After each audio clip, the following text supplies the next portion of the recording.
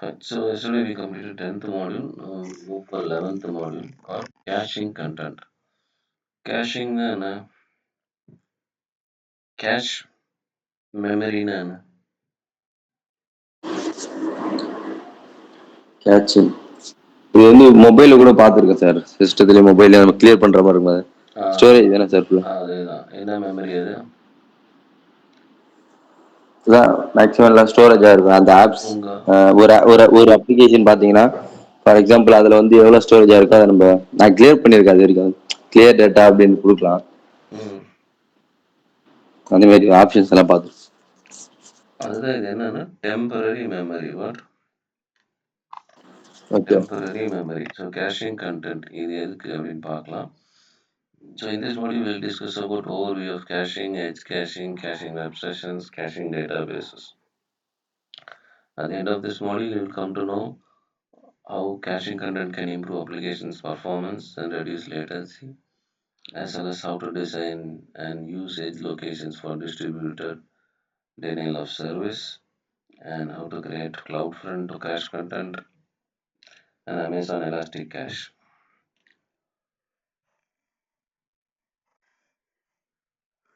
In the architecture also we have caching content. Where is that actually? This is high available architecture, correct?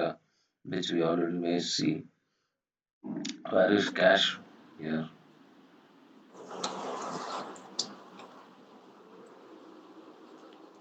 இதில் cash எங்காவது இருக்கா?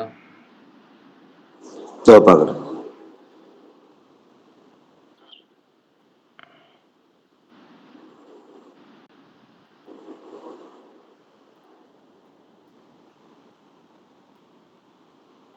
Elastic catch இருக்குது sir. Elastic catch Elastic cache for cache, memcache, elastic cache for memcache. Okay, fine. Overview of caching. Now caching எப்படின்னு பார்க்கலாம். Caching trade capacity for speed. So எதுக்காக இந்த caching? Let us say உங்கள் browser இருக்கு இல்லையா? ஆமாங்க sir. ப்ரௌசரில் நீங்கள் உங்களோட ஜிமெயில் என்டர் பண்ணுறீங்க. ஃபர்ஸ்ட் டைம் நீங்கள் என்டர் பண்ணுறீங்க அப்படின்னா it last you to weather to save the password, கரெக்டா? ஆமாங்க சார். இப்போ இந்த பாஸ்வேர்டை நீங்கள் என்ன கொடுப்பீங்க? சேவ் கொடுப்பீங்களா இல்லை என்ன கொடுப்பீங்க? சேவ் தான் சார் கொடுப்பேன். சேவ் கொடுப்பீங்க. எதுக்காக சேவ் கொடுக்குறீங்க? ரிமைண்டிங் வர்றது மறுபடியும் வருதுக்கா. இந்த வெப்சைட்டை நீங்கள் திரும்பி யூஸ் பண்ண போகிறீங்க, கரெக்டா? கரெக்ட். அப்போது எனக்கு நெக்ஸ்ட் டைம் வரும்போது நான் மறுபடியும் இந்த பாஸ்வேர்டை என்டர் பண்ணி டிலே ஆகக்கூடாது, கரெக்ட் தானே? டிலே ஆகக்கூடாது. So reduce latency. ஆல்வேஸ் லேட்டன்சியை ரெடியூஸ் பண்ணுறதுக்கு தான் நம்ம வந்துட்டு எந்த ஒரு சர்வீஸஸ் வந்து mainly AWS and cloud mainly we focus on reducing latency. லேட்டன்சினா என்ன? ஃபர்ஸ்ட் பேஜில் எழுதிருப்பீங்க இல்லையா? நான் சொன்னேங்க மேனேஜர் பை AWS. ஆமாம், லேட்டன்சி மீன்ஸ்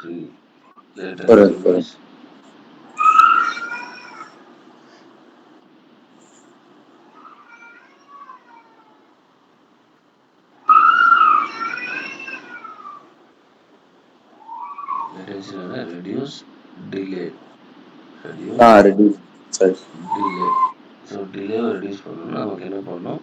இந்த கேஷ் மெமரி தேவை. அதாவது உங்கள் ப்ரௌசரில் குக்கீஸ் இருக்கு இல்லையா? அது என்ன பண்ணுது? இந்த பாஸ்வேர்டு எல்லாத்தையும் சேவ் பண்ணி வச்சுக்குது.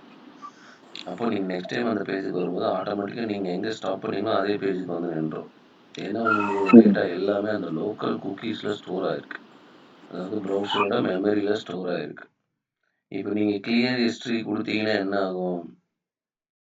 இந்த டேட்டா சேவ் ஆகிருக்க எல்லா குக்கீஸ் டேட்டாவும் போயிடும். நீங்கள் மறுபடியும் ஃபர்ஸ்ட்லேருந்து தான் உங்களோட ஜிமெயிலுக்கு லாகின் பண்ணி வரணும், கரெக்டா? ஸோ இப்போ இந்த லோக்கல் ஸ்டோரேஜ், இந்த ப்ரௌசர் ஸ்டோர் ஆகிருக்க இந்த குக்கீஸ் எப்படி உங்களோட குக்கீஸ் வந்து ஒரு டெம்பரரி மெமரி. சேம் திங் இங்கே அப்ளிகேஷன்ஸ்லேயும் we have a temporary memory called as caching. So இந்த கேஷ் மெமரி எதுக்கு? mainly to reduce latency, speed up the application. Correct? It's a high speed data storage layer. High speed data ஸ்டோரேஜ்னா இப்போ main storage இங்கே இருக்கு. அதுக்கு முன்னாடி ஒரு level of storage இருக்கு. அது எல்லாத்தையும் வாங்கி வச்சுக்குது. இந்த லோடு ஜாஸ்தியாக ஜாஸ்தியாக அதுக்கப்புறம் இது ட்ரான்ஸ்ஃபர் பண்ணுது. ஆல் இங்கே ஒரு காப்பி வச்சுக்குது. அப்புறம் இங்கே மெயின் டேட்டா பேஸ்லேயும் ஒன்று கொடுத்துக்குது. ஒரு காப்பியை வச்சுருது. நெக்ஸ்ட் டைம் அதே டேட்டாவை கேட்கும்போது ஃபஸ்ட்டு இங்கே இருக்கிற டேட்டா போய் ஆன்சர் பண்ணிடும். ஏன்னா இங்கே ஏதாவது டெம்பரரியாக நம்ம ஆல்ரெடி அதே டேட்டாவை ஸ்டோர் பண்ணி வச்சுருக்கோம். அப்போ இதுதான் ஃபஸ்ட்டு போகும். இங்கே டேட்டாபேஸ் போகும். பட் மெயினாக இங்கேயே ஆல்ரெடி ஸ்டோர் இருக்கிறதுனால இங்கே போயிடும். இங்கே இல்லைன்னா நம்ம அங்கே போகும். நீங்கள் நம்ம எஜ் லொக்கேஷன் இதெல்லாம் படித்தோம்ல, regional edge cache location, edge locations, அதே தான். நான் it stores the subset of data. Just நான் இப்போ சொன்னேன் இல்லையா, இந்த டேட்டாவோட ஒரு பாதி சப்செட்னா திரும்பி திரும்பி வர்றது ஒரு பார்ட் ஆஃப் அ டேட்டா அவன் வச்சுருக்கான். Increase data retrieval performance. So எப்போ யார் கேட்டாலும் டக்குன்னு நமக்கு ரிப்ளை வருது, டக்குன்னு இமீடியட்டாக ரெஸ்பாண்ட் பண்ணுறது. இப்போ நான் போய் அதர் டேப் ஒரு ஜிமெயில் டேப் ஓப்பன் பண்ணால் என்னோட ஜிமெயில் அக்கௌண்ட் ஆட்டோமேட்டிக்காக உள்ளே போயிடும். நான் ப்ரௌசர் ஆல்ரெடி ஃப்ரீக்வெண்ட்டாக use பண்ணிகிட்ருக்கு. Next, reduces the need to access the underlying storage layer. So, reduces the need to access the underlying storage needs. That's now இப்போ பண்ணோம் இல்லையா. ஸோ மெயின் டேட்டாபேஸு இங்கே இருக்கும்.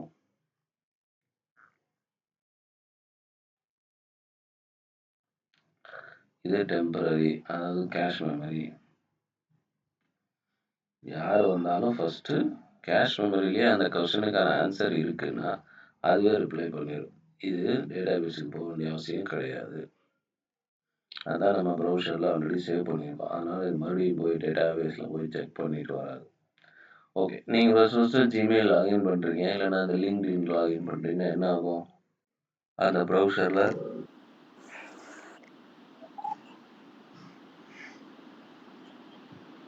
ஃபஸ்ட்டு நீங்கள் தான் கிளைண்ட்டு, அடுத்து சர்வர். கரெக்டாக நீங்கள் பண்ணும்போது ஃபஸ்ட்டு நீங்கள் போய் லாகின் பண்ணோன்னே லிங்க்டின்காரன் போய் ஃபஸ்ட்டு செக் பண்ணுவோம் அந்த ஸ்டோரேஜில் உங்களோட டேட்டாபேஸ், அதாவது யூசர் நேம் பாஸ்வேர்ட் கரெக்டாக இருக்கா இல்லையா.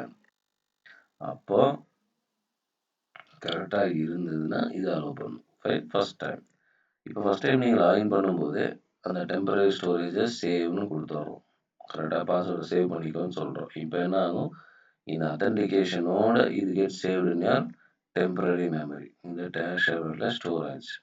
அப்போ அதனால் இது டேட்டாபேஸுக்கு திரும்பி போகாது, ப்ரௌசர்லேருந்தே டேரெக்டாக ஆக்சஸ் கொடுத்துரும்.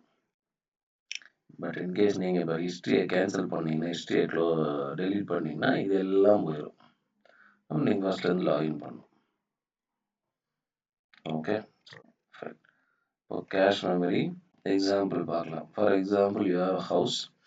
நீங்கள் ஒரு ஹார்ட்வேர் டூல் இல்லை, ஃபார் ஸ்பேனர் இல்லை, நீங்கள் ஒரு இதை ரிப்பேர் பண்ணணும், ஸ்பேனரோ ஸ்க்ரூ ட்ரைவரோ வாங்கணும்.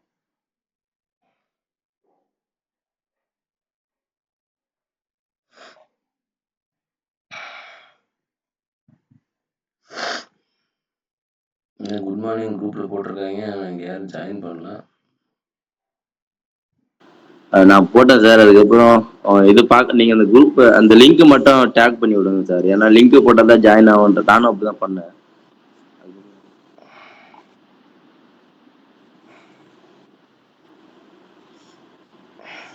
இப்போதான் நீங்கள் ஸ்டார்ட் பண்ண மாதிரி அவங்க.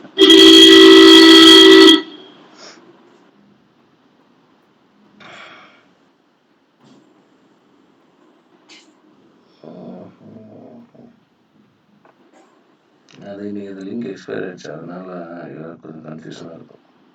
ஆமாங்க சார், ஆமாம். 20 முடிக்கிறதா போட்டிருந்தோம், அதனால நான் இப்போ அடுத்த 20 போட்டு வச்சிருக்கேன். ஃபைன். ஸோ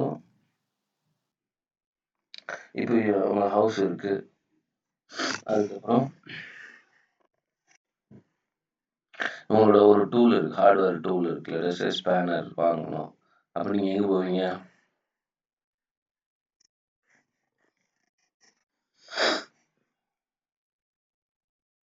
எங்கே போவீங்க? ஸ்பேனர் இல்லை, ஸ்பேனர் வாங்கிக்குவீங்களா? ஆமாங்க சார்.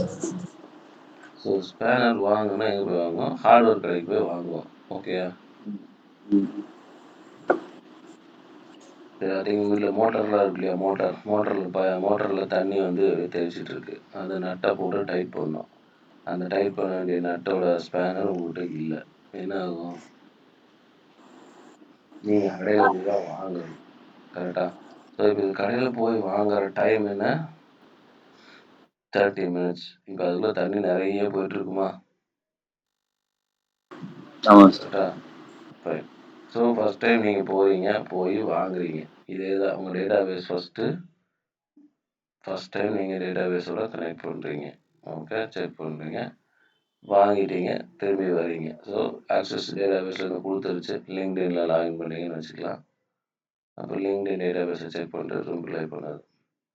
நான் செகண்ட் டைம் என்ன ஆகுது? இப்போ நெக்ஸ்ட் டைம் அதே பிரச்சனை வரும். நீங்கள் என்ன பண்ணுவீங்க?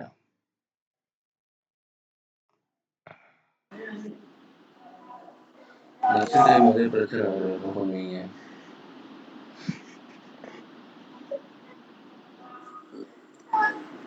நம்ம என்ன பண்ணுவோம்? இப்போ ஹார்ட் டிஸ்க் ஸ்பேனர் வாங்கணும் இல்லையா? அந்த ஸ்பேனரை நம்ம ஒரு ஸ்டோர் ரூமில் வச்சுருப்போம். கரெக்டாக? Okay okay. ஸ்டோர் ரூம் இல்லை நம்ம வீட்லேயே கூட அந்த ஸ்பேனரை வச்சுக்குவோம். நெக்ஸ்ட் டைம் அதே பிரச்சனை வந்தால், அந்த மோட்டர் பிரச்சனை வந்தால் திரும்பி போய் அதை யூஸ் பண்ண போகிறோம். கரெக்டாக? இப்போ நம்ம ஒரு தடவை வாங்கிட்டு அந்த ஸ்பேனர் நம்ம ஒன்றும் திரும்பி வீச போகிறதில்ல. கரெக்ட்? அதை நம்ம சேஃபாக வச்சுக்குவோம். சேம் திங் இந்த மெயின் டேட்டாபேஸ் வந்து ஃபஸ்ட் டைம் ஆக்சஸ் வாங்குது. ஓகே, அந்த ஆன்சரை வாங்கினோடனே இங்கே இருக்கிற உங்கள் ப்ரௌசரோட கேஷ் மெமரி இருக்கு இல்லையா? குக்கீஸோட கேஷ் மெமரியில் ஸ்டோர் ஆயிரும் டேட்டாபேஸ். அந்த data particular login details every thing. அப்போ இது நெக்ஸ்ட் டைம் நீங்கள் மறுபடியும் யூஸ் பண்ண ட்ரை பண்ணும்போது இங்கேருந்து யூஸ் பண்ணுவீங்க, இங்கேருந்து இல்லை.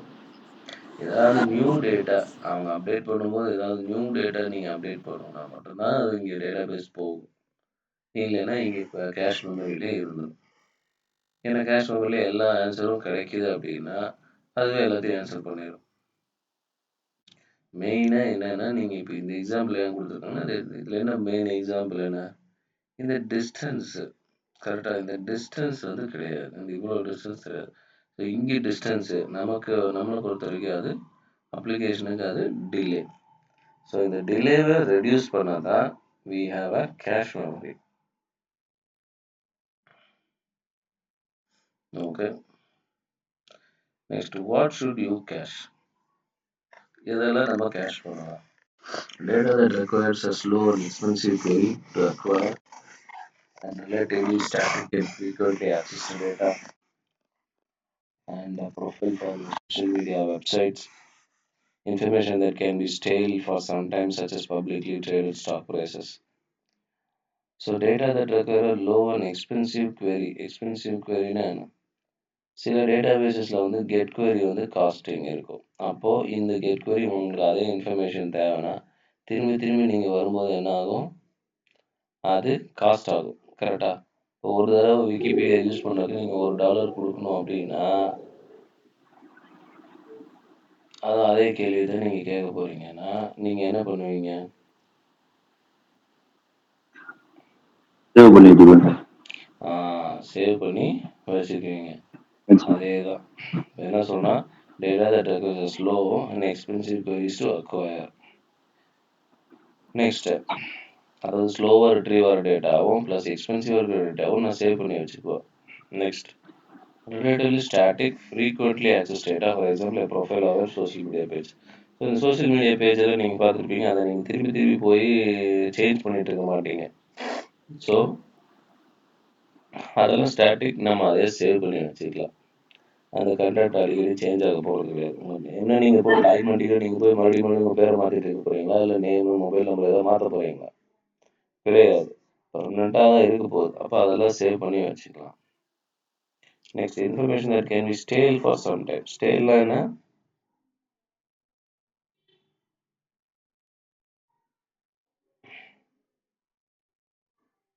ஸ்டேல்னா கொஞ்ச நேரத்தில் காணாமல் போயிடும், கொஞ்ச கொஞ்ச நேரத்துல மாறிடும், இல்லைன்னா காணாம போயிடும், ஃபேட் ஆயிடும்.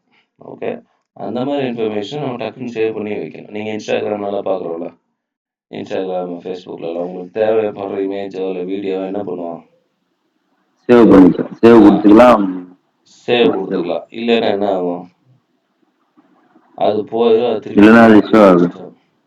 கரெக்டா? So why should you cache? Next, what are the benefits of caching? What are the benefits of caching? It improves application speed, reduces response latency, reduces database access time. So first one, நம்ம cache memory எதுக்கு இருக்கும், improves your application speed. I think நீங்கள் உங்கள் ஆப்புக்கு போனாலும் உங்கள் ஆப்பில் ஆட்டோமேட்டிக்காக அது லாகின் ஆகிருக்கும் பை டிஃபால்ட். ஒவ்வொரு தடையும் உங்களை லாக் அவுட் பண்ணியிருக்காது. கரெக்டா? கரெக்டாக நீங்கள் என்ன ஆப் யூஸ் பண்ணாலும், மேபி என்னென்ன ஆப் யூஸ் பண்ணுறீங்க, ஓடிடி பிளாட்ஃபார்ம்ஸே வச்சுக்கலாம். ஓடிடி பிளாட்ஃபார்ம்ஸோ இல்லை வேறு ஏதாவது அப்ளிகேஷன், ஃபோன்பே, கூகுள் பேனா லாகின் பண்ணி தான் இருக்கும். நீங்கள் லாக் அவுட்டு பண்ணால் மட்டும்தான் லாக் அவுட் ஆகிருக்கும். அப்போது அந்த லாகின் டீட்டெயில்ஸ் எங்கே ஸ்டோர் ஆகிருக்கும், உங்கள் கேஷில் ஸ்டோர் ஆகிருக்கும். So it improves your applications speed. Correct தானே? நீங்கள் ஒரு பேட்டர்ன் மட்டும்தானே ஓப்பன் பண்ணுவீங்க, போடுவீங்க உங்கள் கூகுள் பேயில் இல்லை ஃபோன்பேயில். அதுவே ஃபஸ்ட் டைம் நீங்கள் லாகின் பண்ணப்போ உங்கள் லாகின் டீட்டெயில்ஸ் ஷேர் ஆகிருக்கும், அது ஸ்டோரும் ஆகிருக்கும். கரெக்டா? Next, reduces response latency. as of சொன்ன மாதிரி லேட்டன்சினா என்ன, லேட்டன்சினா என்ன,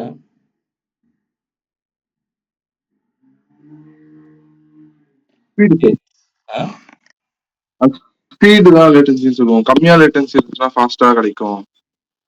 reduce delay, reduce delay. 13 point சொன்னா இல்லையா, அதை எழுதி வச்சிங்களா? ரெடியூஸ் டிலே ஃபர்ஸ்ட் பேஜில் திரும்பி திரும்பி அது வந்துட்டே தான் இருக்கும். மெயினாக ஏடபிள்யூஎஸில் பார்க்க வேண்டியது லேட்டன்சி. ஐ மீன் ஏடபிள்யூஎஸ் எதுக்கு யூஸ் பண்ணுறோன்னா latency, reduce delay.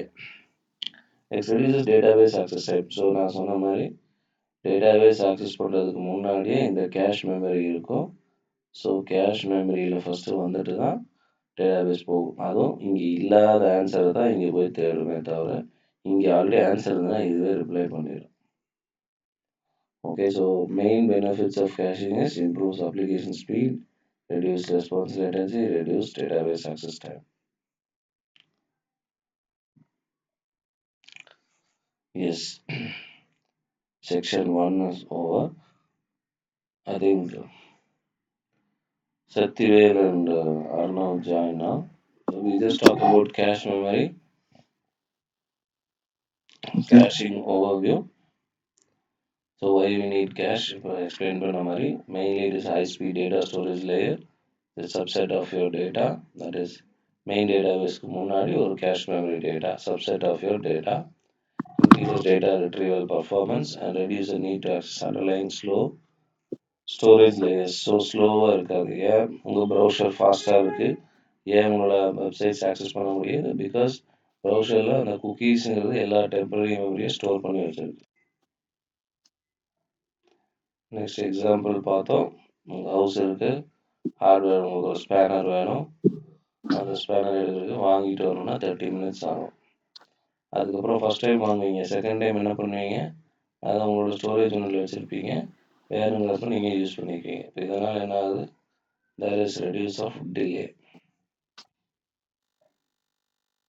Why should you use? Because it requires எந்தெந்த டேட்டாவில் நம்ம கேஷ் பண்ணலாம், data that requires slow and expensive queries நம்ம கேஷ் பண்ணலாம். Next which is static and frequently accessed data like profile, இதெல்லாம் வந்து ஆல்ரெடி எப்போவும் சேஞ்ச் ஆகாது, ஃப்ரீக்வெண்ட்டானா நம்ம அதெல்லாம் ஸ்டோர் பண்ணி வச்சுக்கலாம். நெக்ஸ்ட், இன்ஃபர்மேஷன் தட் ஸ்டேல்னா it will be there only for some period of time, அதையும் நம்ம ஸ்டோர் பண்ணி ப்ளாக் பண்ணி வச்சுக்கலாம். ஸோ அதுக்கு தான் உங்களோட இன்ஸ்டாகிராம் சொன்னேன் இல்லையா. ஸோ இன்ஸ்டாகிராமோ ஃபேஸ்புக்கோ வந்து நீங்கள் ஸ்க்ரோல் பண்ணிட்டே இருப்பீங்க. ஸோ அதை சேவ் பண்ணணும், எனக்கு ஒரு நேரத்தில் அது போயிடும், அப்புறம் அதை போய் தேடி கண்டுபிடிக்கிறது லேட் ஆகும். அதனால் நம்ம சேவ் பண்ணி வச்சுக்குவோம். ஐ திங்க் நீங்கள் இன்ஸ்டாகிராமில் சேவ் பண்ணுறது எங்கே சேவ் ஆகும், உங்களோட லோக்கல் மெமரியில சேவ் ஆகும். கரெக்டா? அந்த வீடியோஸோட இது மட்டும் தான் சார் சேவ் ஆகும். ஆமா. நீங்க அதுல அந்த கீழ ஒரு பட்டன் இருக்குல்ல, சேவ் பட்டன் ஒண்ணு வரும். ம். அத நீங்க ஆமா. சேவ் பண்ணா உங்க ஃபோன்ல வராது. கரெக்டா? உங்க ஃபோனோட ம். நார்மல் ஃபோட்டோஸ், வீடியோஸ்ல வராது. வராது. வராதுல்ல. அது எங்க சேவ் ஆயிருக்கும்? அது Instagram ஆக்சுவல் டேட்டா வந்து டேட்டாபேஸ்ல சேவ் ஆயிருக்கும். அதோட இது என்ட்ரி மட்டும் நம்மள இருக்கும். அந்த என்ட்ரி வச்சு இன்டர்நெட் ஆன் பண்ண உடனே அது ஃபெச் பண்ணி கொடுக்கும் நம்ம ஆப்ல. இன்டர்நெட்டா? சரி, இப்போ எதுலருந்து? நம்ம சேவ் பண்றோம். சேவ் பண்ணிட்டு நம்ம இன்டர்நெட் ஆஃப் பண்ணிட்டு அதுல ஆக்சஸ் பண்ணோம்னா அது வராதுல்ல. ஓகே. இப்ப நீங்க இன்டர்நெட் ஆன்ல வச்சுருங்க. Instagram போனீங்கன்னா, கீழ அந்த சேவ் பட்டன் இருக்கா? ஆமா. ஓகே. சேவ் பட்டன் கிளிக் பண்ணோனே சேவ் ஆயிடுது. இப்ப அது எங்க சேவ் ஆயிருக்கும்? கலெக்ஷன்ஸ்னுல சேவ் ஆயிருக்கும். கரெக்டா? ம்.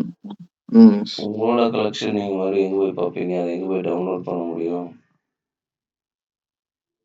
உங்களுக்குன்னு ஒரு அக்கவுண்ட் குடுத்துருக்காங்க. உங்களோட டெம்பரரி மெமரியில ஸ்டோர் ஆயிருக்கும்.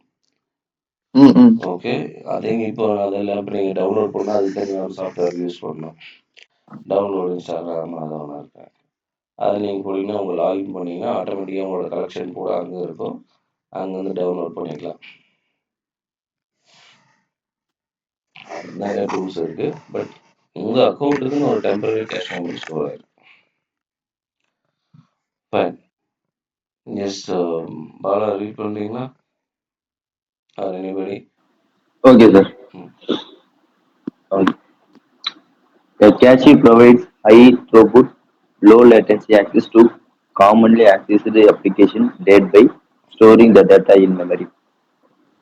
When you decide what data to cache, consider speed and expense, data and access patterns, and your application's tolerance for stale data.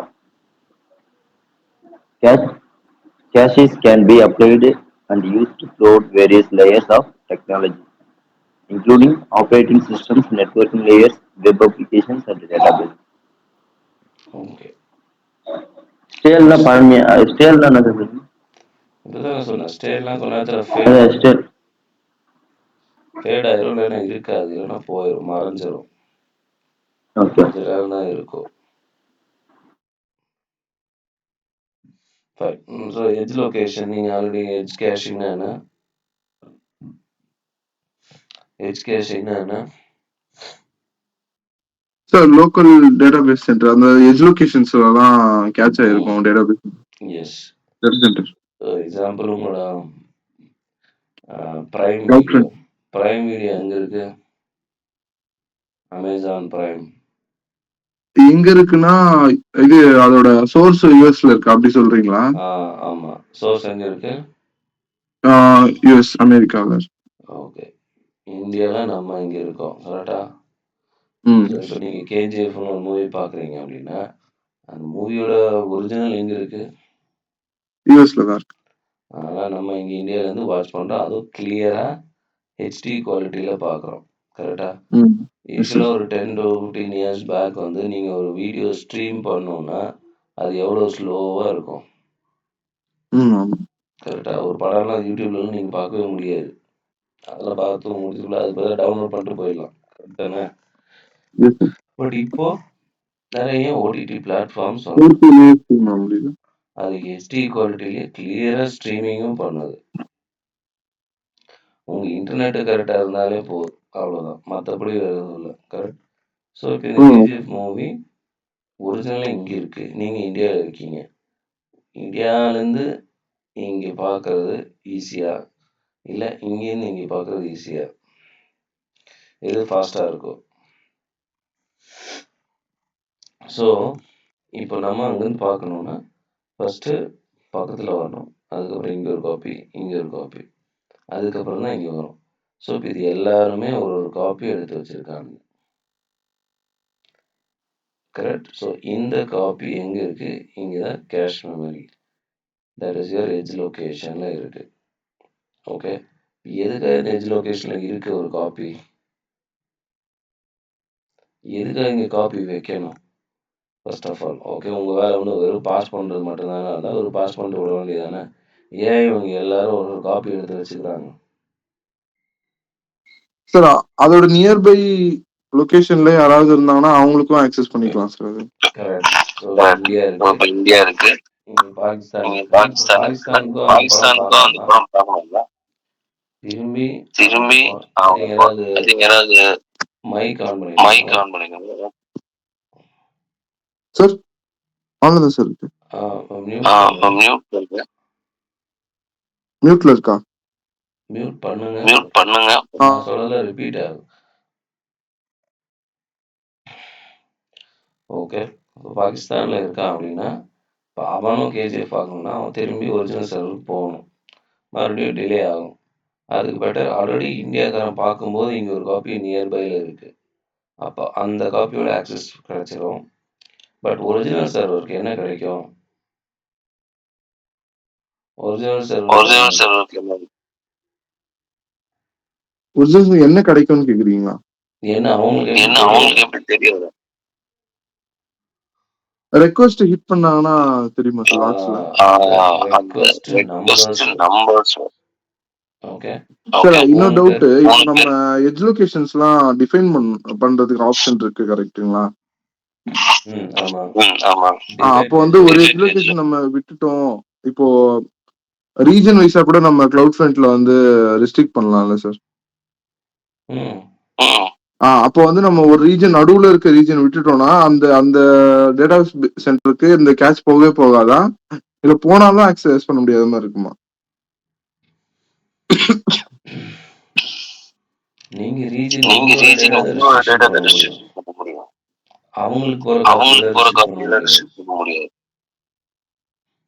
சரி, நம்ம இந்த ரீஜன்ல இருந்து ஆக்சஸ் பண்ண முடியாதுன்னு சொல்லிட்டு வேஃப்ல கூட பண்றோம்ல சார்? இந்த ஸ்பெசிபிக் ரீஜன்ல வந்து இந்த டேட்டா சென்டர் வந்து நம்ம ஆக்சஸ் பண்ணக்கூடாது அப்படின்ற மாதிரி தானே ஃபிக்ஸ் பண்றோம். சைனாக்காரனோட டேட்டா சென்டர் லீகல் லொகேஷன் அவனோட பர்மிஷன் யாரும் யூஸ் பண்ண முடியாது. அவங்க போட்டிருப்பாங்க only some restricted access போட்டிருப்பாங்க for certain regions. மெயினா சைனா தான். நீங்க எங்க படிச்சாலும் அதுதான் சொல்லுவாங்க. சைனாக்கு காப்பி போறது ஒண்ணு அவன் அலோ பண்ணணும்.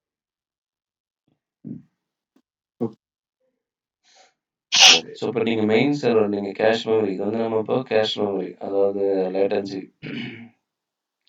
ஏஜ் லொகேஷன் ஒரு காப்பி வச்சுருக்காங்க. பட் சர்வருக்கு அந்த கவுண்ட் போயிடும், இத்தனை பேர் ஆக்சஸ் பண்ணிட்டு இருக்காங்க. இப்போ நம்ம யூடியூப்லாம் பார்க்குறோம் இல்லையா, ஒரே ட்ரைலர் திரும்பி திரும்பி எத்தனை பேர் பார்த்துக்கிட்டு இருக்கான், எப்படி இத்தனை மில்லியன் வியூஸ் டக்குன்னு வருது? எங்கே அந்த வியூஸ் கவுண்ட் ஆகுது? ஒரிஜினல் சர்வரில் கவுண்ட் ஆகுது. பட் அவன் எங்கேருந்து பார்க்குறான்? அவன் பார்க்குறது இங்கே லோக்கல் காப்பிலேருந்து தான் அவன் பார்க்குறான். ஓகே, ஏன்னா நீங்கள் யூடியூப்ல அப்லோட் பண்ணோன்னா அது எங்கே போயிடுது? அது மெயின் யூடியூபோட டேட்டாபேஸுக்கு போகுது. யூடியூபோட டேட்டாபேஸ் வந்துட்டு நமக்கு யூஎஸ்ல இருக்குன்னு வச்சுக்கலாம். இப்போ யூஎஸ்ல இருக்குனாலும் நம்ம ட்ரைலர் வாட்ச் பண்ணும்போது அது ஃபாஸ்ட்டாக இருக்குது. ஏன் ரொம்ப ஃபாஸ்ட்டாக இருக்குது? ஏன்னா எல்லா இடத்துலையும் அதோட காப்பீஸ், மல்டிபிள் காப்பீஸ் இருக்குது. எல்லா இடத்துலையும் அதோட மல்டிபிள் காப்பீஸ் இருக்குது.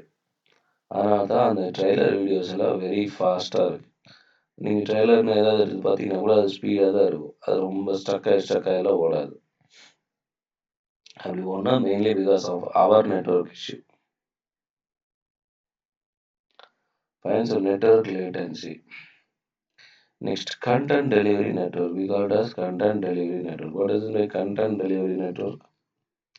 As the name itself mentioning, what is that? ஒரு கண்டென்ட் டெலிவர் பண்றதுக்கு எஸ்.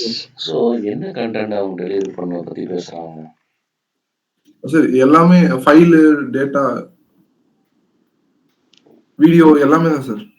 Okay, correct. ஸோ ஒரு வெப் பேஜ் எடுத்தால் என்னென்ன இருக்கும்? ஏதாவது ஒரு ஃபைல் இருக்கலாம், இமேஜ், வேறு வீடியோ, வேறு document, PDF,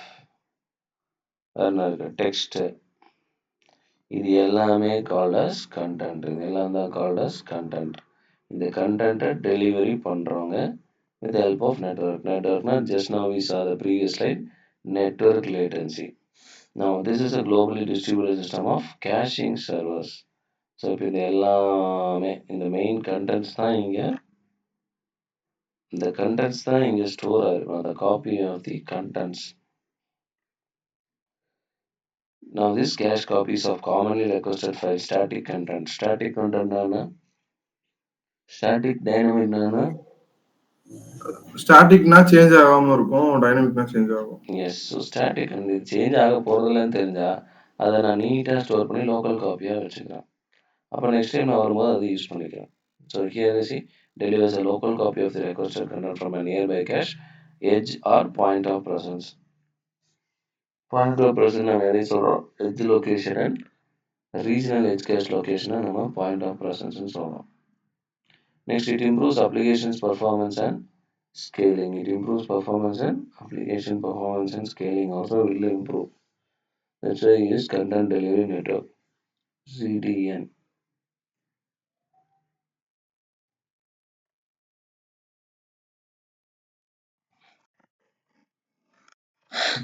What is the CloudFront content delivery network?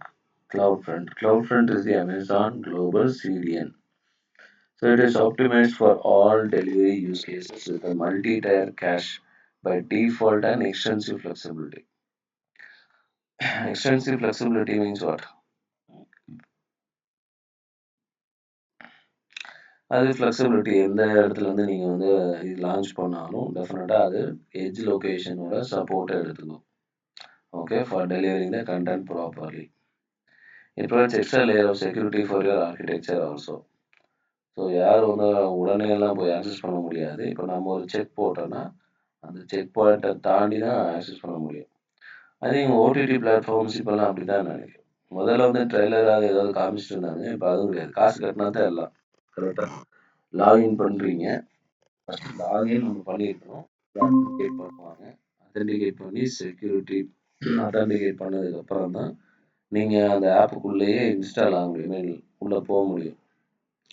Once உள்ளே போனாலோ அந்த ட்ரைலரோ இல்லை வந்து வீடியோவோ வாட்ச் பண்ணோன்னா நீங்கள் subscribe correct. So lot of levels of security வச்சுருக்காங்க. இப்போ இந்த ஓடிடி பிளாட்ஃபார்ம் ஆர் இந்த அப்ளிகேஷன் வந்து எங்கே இருக்கலாம்? இது யார் வேணால் டிசைன் பண்ணிக்கலாம், எங்கே வேணால் இருக்கலாம். ஆனால் அப்போ அவனோட மெயின் சர்வர் எங்கே இருக்கும்? ஃபார் எக்ஸாம்பிள் அவன் வந்து யூஎஸ்லேருந்து லான்ச் பண்ணலாம், இல்லை யூகேலேருந்து லான்ச் பண்ணியிருக்கான்னா நீங்கள் இந்தியாவிலேருந்து அதை ஆக்சஸ் பண்ணுறீங்கன்னா டெஃபினட்டாக உங்களுக்கு இந்த எட்ஜ் லொக்கேஷனோட சப்போர்ட் தேவை.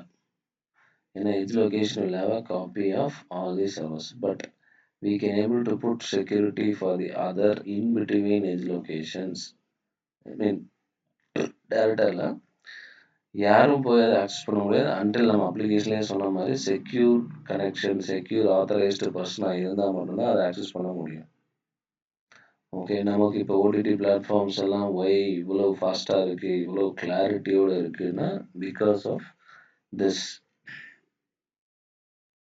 ஸோ அமேசான் CloudFront தான் it's like your front page of your OTT platforms. Original server எங்கே வேணால் இருக்கலாம், பட் ஃப்ரண்ட் வந்து இதுதான். இதுக்கான சப்போர்ட்டு எல்லா எட்ஜ் லொக்கேஷனும் கொடுத்துருக்கோம். Nearby edge locations what ever is necessary.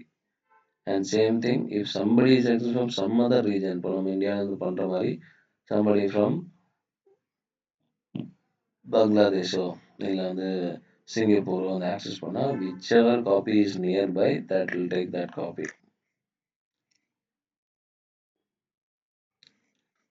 Fine. Now here you see what type of content can you cache in an edge cache location.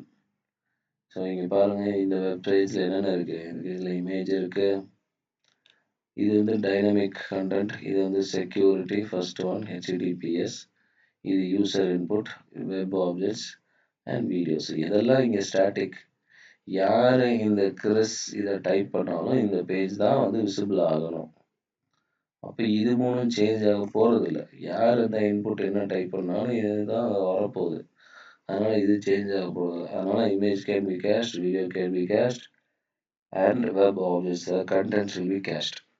But இதெல்லாம் டைனமிக் கரெக்டாக. ஏன்னா அவன் என்ன எப்போ இவன் வந்து இன்புட்டை சர்ச்சை மாற்றுவான், அதே மாதிரி செலெக்ஷன் க்ரைட்டீரியாவும் மாற்றுவான். ஸோ இப்போ இதெல்லாம் டைனமிக். செக்யூர் நம்ம ஜஸ்ட் நான் சொல்லி it first check whether it is secure or not. HTTPS இருந்தால் மட்டும்தான் it will allow.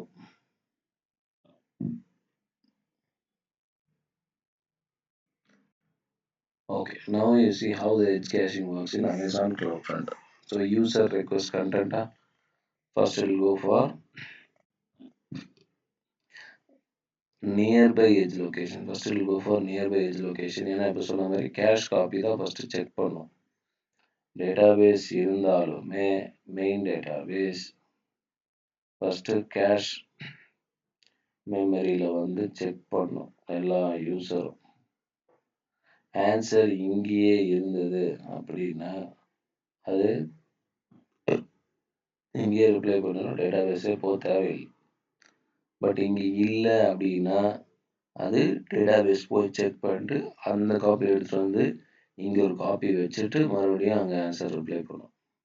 So that's what here mention. Request is routed to the most optimal edge location. ரீசெண்டாக அதாவது nearby எதிர்பார்த்து நான் cached content is retrieve from the original server. In case இங்கே copy இல்லைன்னா original server வந்து அங்கேருந்து டேட்டா எடுத்துட்டு மறுபடியும் இந்த சர்வர் திரும்பி it's original server sends the content to edge லொகேஷனுக்கு தான் திரும்பி சென்ட் பண்ணோம். டைரெக்டாக யூசருக்கு போகாது. திரும்பி எட்ஜ் லொகேஷன் வந்து அங்கே ஒரு காப்பி வச்சுட்டு அதுக்கப்புறமா it will transfer to the user. இதுதான் நார்மல் ப்ரொசீஜர். இந்த என்டையர் சிலபஸ், இந்த என்டையர் மாடியூலே ஃபுல்லாக இதே தான் ரிப்பீட் ஆகிட்டே இருக்கும். உங்களுக்கு புரிஞ்சுதா?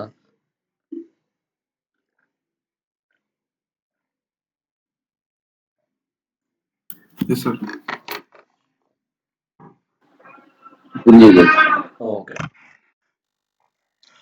இப்போ how to configure a CloudFront distribution. First you specify the original server. So original server specify பண்ணணும்ல. எங்கேயுமே நீங்கள் S3 பக்கெட்லேருந்து லான்ச் பண்ணலாம், இல்லை EC2லேருந்து லான்ச் பண்ணலாம், இல்லை media package, channels, media store containers, web storage, web server to other custom original servers நீங்கள் store பண்ணுறீங்க. அதுக்கப்புறம் யூ கான்ஃபிகர் த டிஸ்ட்ரிபியூஷன். யார் ஆக்சஸ் பண்ணலாம், என்ன செக்யூரிட்டி, குக்கீஸ் அண்ட் ஸ்ட்ரிங்ஸ், இதை வந்து கேஷ் மெமரி போடுறோம். Geo location restrictions, access logs, உங்கள் அப்ளிகேஷனை யார் ஆக்சஸ் பண்ண முடியும், எந்த ரீஜன், உங்கள் application only is a target customer is India அப்படின்னா நீங்கள் இந்தியான்னு ரெஸ்ட்ரிக்ஷன் போட முடியும். உங்கள் அப்ளிகேஷனுக்கு நீங்கள் போடலாம். ஓகே. அண்ட் ஆக்சஸ் லாக்ஸ், அதையும் ரெக்கார்ட் பண்ணலாம். நீங்கள் யாரெல்லாம் ஆக்சஸ் பண்ணால், என்னென்னலாம் ஆக்சஸ் பண்ணால் அந்த லாக் ரெக்கார்டையும் நீங்கள் க்ரியேட் பண்ண முடியும். நெக்ஸ்ட் CloudFront அசைன்ஸ் அ டொமைன் நேம். ஸோ இப்போ நீங்கள் பப்ளிக் ஒரு லிங்க் கொடுக்குறீங்க, அந்த பப்ளிக் லிங்க் தான் CloudFront லிங்க், அதுக்கு ஒரு டொமைன் லிங்க் நேம் கொடுக்குறீங்க.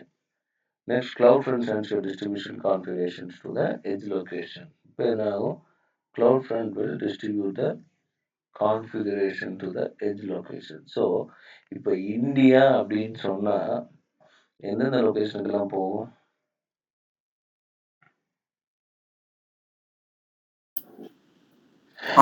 அமேசான் டேட்டா சென்டர்ஸ் நம்ம ஹைதராபாத்ல இருக்கு, அப்புறம் மும்பைல இருக்கு. அது region. Okay. Mumbai edge locations எங்க இருக்கோ அங்க போகும். இந்தியா எத்தனை எட்ஜ் லொகேஷன் இருக்குன்னு உங்களுக்கு தெரியுமா? 52 சம்திங். எவ்வளோன்னு கேட்டேன் ஞாபகம் இல்லை சார். சரி, ஓகே. நான் இது ஆல்ரெடி ஃபர்ஸ்ட் டே காமிச்சேன்னு நினைக்கிறேன். நம்ம எட்ஜ் லொகேஷன் படிக்கும்போது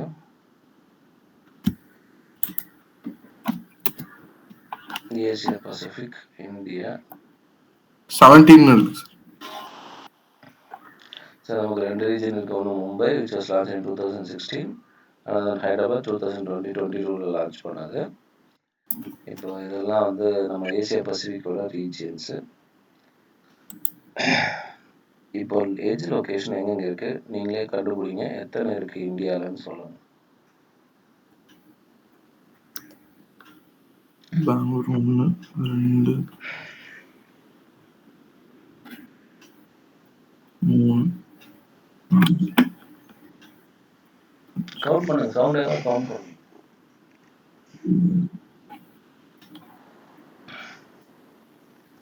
செவன் தான் சார் போட்டிருக்கு இதுல. அதான் 7 தான், என்னென்னு சொல்லுங்க. ஓகே, பெங்களூர் இந்தியா, இந்தியாவே பார்த்து Chennai, Bangalore, Chennai, okay, Hyderabad, okay, Kolkata, okay, Mumbai, New Delhi, Pune. 1 2 3 4 5 6 7 இடத்துல இருக்கா? ரீஜனல் எஜ் கேஷ் லொகேஷன் எங்க இருக்கு? இது மும்பைல இருக்கு, மும்பைல தான் இருக்கு. மும்பைல மட்டும்தான் ரீஜனல் எஜ் கேஷ் லொகேஷன் இருக்கு. ஃபைன். ஸோ இப்போ நான் என்னோட ஆப்பிள் டார்கெட் கஸ்டமரே இந்தியா அப்படின்னு சொல்லிட்டா என்ன ஆகும்? ஆக்சஸ் ரெஸ்ட்ரிக்ஷன் கொடுக்குறேன். இப்போ இந்தியான்னு மட்டும் கொடுத்துட்டா என்ன ஆகும்? அவ்வளோதான், இந்தியன் கஸ்டமர்ஸ் மட்டும் ஆக்சஸ் பண்ண முடியும். அப்போ இந்த கிளவுட் ஃப்ரண்ட் என்ன ஆகும்? It will take all the edge locations which is inside India. அப்போ எத்தனை லொகேஷன் இருக்கு? 7 லொகேஷன். ஸோ இந்த 7 லொகேஷன்ல எல்லாமே சப்போர்ட் எடுத்துருக்கோம். ஆல்ரெடி நமக்கு இந்த 7 லொகேஷனோட சப்போர்ட்டு எடுத்துருக்கோம். ஸோ யார் இந்தியாவில் போய் ஆக்சஸ் பண்ணாலும் அது டக்குன்னு ஆக்சஸ் ஆகும். Okay, okay. Next, how to expire content. இப்போ வந்து நம்மளும் கொஞ்சம் ஒரு எக்ஸ்பைரேஷன் கொடுக்கலாம். எதுக்கு? கண்டென்ட்டுக்கு இவ்வளோ நேரம் தான் இருக்கணும், அதுக்கப்புறம் தேவையில்லை. எதுக்காக சும்மா நான் மெமரியை வந்து ஃபுல் பண்ணிகிட்டே இருக்கணும்? ஓகே, உங்களுக்கு அந்த edge location and regional edge cache location difference தெரியும் இல்லையா? No sir. தெரியாதா? ஓகே, இப்போ எஜ் லொகேஷன் நமக்கு already region edge cache locations எல்லாம் சொல்லியிருப்போம். ஓகே, ஒரு ரீஜன்ல எத்தனை சர்வர்ஸ் இருக்கும்? ஒரு ரீஜன்ல 3 அவைலபிலிட்டி ஜோன் இருக்கும். கரெக்டா? Yes sir. ஃபர்ஸ்ட் நம்ம அதுக்கு போயிடலாம். அது வந்து வேஸ்ட் பண்ணிட்டா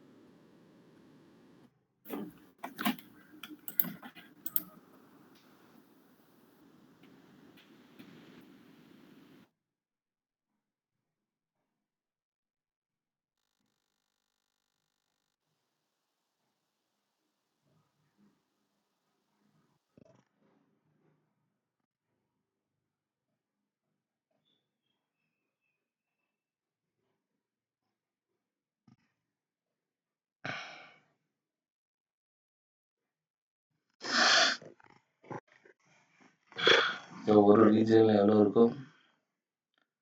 2 to 3 அவைலபிலிட்டி ஜோன்ஸ் இருக்குமா? உங்களுக்கு ஸ்க்ரீன் தெரியுதா? எஸ் சார், தெரியும். ஓகே, ஸோ ஒரு ரீஜன்ல ஒரு கண்ட்ரின்னு சொல்லிக்கலாம். ஸோ ஒரு ரீஜன்ல 2 to 3 அவைலபிலிட்டி ஜோன்ஸ். ஸோ ஒரு அவைலபிலிட்டி ஜோன்ல எவ்வளோ இருக்கும்? 3 டேட்டா சென்டர் இருக்கும். கரெக்ட்? ஒரு டேட்டா சென்டர்ல 50 to 80K, 50,000 to 80K servers இருக்கும். ஓகே, அப்போ ஒரு ரீஜன்ல எவ்வளோ இருக்கும்? ஒரு ரீஜன்ல 3 availability zone. So let us see first ஒரு அவைலபிலிட்டி ஜோன். ஒரு அவைலபிலிட்டி ஜோன்ல எவ்வளோ இருக்கும்? 150 to 240K சர்வர்ஸ் இருக்கும். ஓகே, அப்போ 3 அவைலபிலிட்டி ஜோன்னா நம்ம 150 எடுத்தா 450, 18 எடுத்தா 720K சர்வர்ஸ். எப்போ? ஒரு ரீஜன்ல 450K to 720K சர்வர்ஸ் இருக்கும். Now edge location எடுத்துட்டா, edge location is a less one. It will have only 10K to 15K servers. It will have only 10K to 15K servers. அதனால தான் edge location எல்லா இடத்துலயும் இருக்கு. இந்தியாவிலே 7 இடத்துல வச்சிருக்காங்களா? ஆனா ஏன் நமக்கு வந்து ரீஜன் 2 தான் இருக்கு, ஒன்லி ஹைதராபாத் அண்ட் மும்பை. ஏன்னா இத்தனை சர்வர் நீங்க இன்ஸ்டால் பண்ணி லான்ச் பண்ணி கொண்டு வரணும், இதுக்கான ஸ்பேஸ் வேணும், செக்யூரிட்டி எல்லாம் வேணும். கரெக்ட்? எந்த கவர்மெண்ட்டும் அப்ரூவல் கொடுக்காது. ஓகே, பட் கொடுத்தாலும் 1-2 தான் கொடுக்கும். அதான் இப்போ 1-2 தான் கொடுத்துருக்காங்க. இந்த 2ம் தேவை, நம்ம ரொம்ப நச்சுனால பண்ணோம். ஏன்னா இது வந்து டைரக்ட் கனெக்ஷன் கொடுத்துருப்பாங்க. All these availabilities ones are directly connected with என்ன கனெக்ஷன்? Direct connection. லேன் கொடுத்துருப்பாங்க. இங்க பார்த்தீங்கன்னா 802.1q VLAN fibre optic cable குழி நோண்டி பெரிய கேபிள் உள்ள இறக்கியிருக்காங்க. ஸோ அது இறங்கினா மட்டும்தான் இந்த டேட்டா ட்ரான்ஸ்ஃபர் நடக்கும். ஓகே, ஸோ எட்ஜ் லொக்கேஷன்னா 10K to 15K. Regional express லொக்கேஷன்னா 20K to 30K. இது புரிஞ்சது இல்லையா? இப்போ நம்ம இதுக்கு வருவோம், எட்ஜ் கேஷ் லொக்கேஷனுக்கும் ரீஜனல் எட்ஜ் கேஷ் லொக்கேஷனும் difference.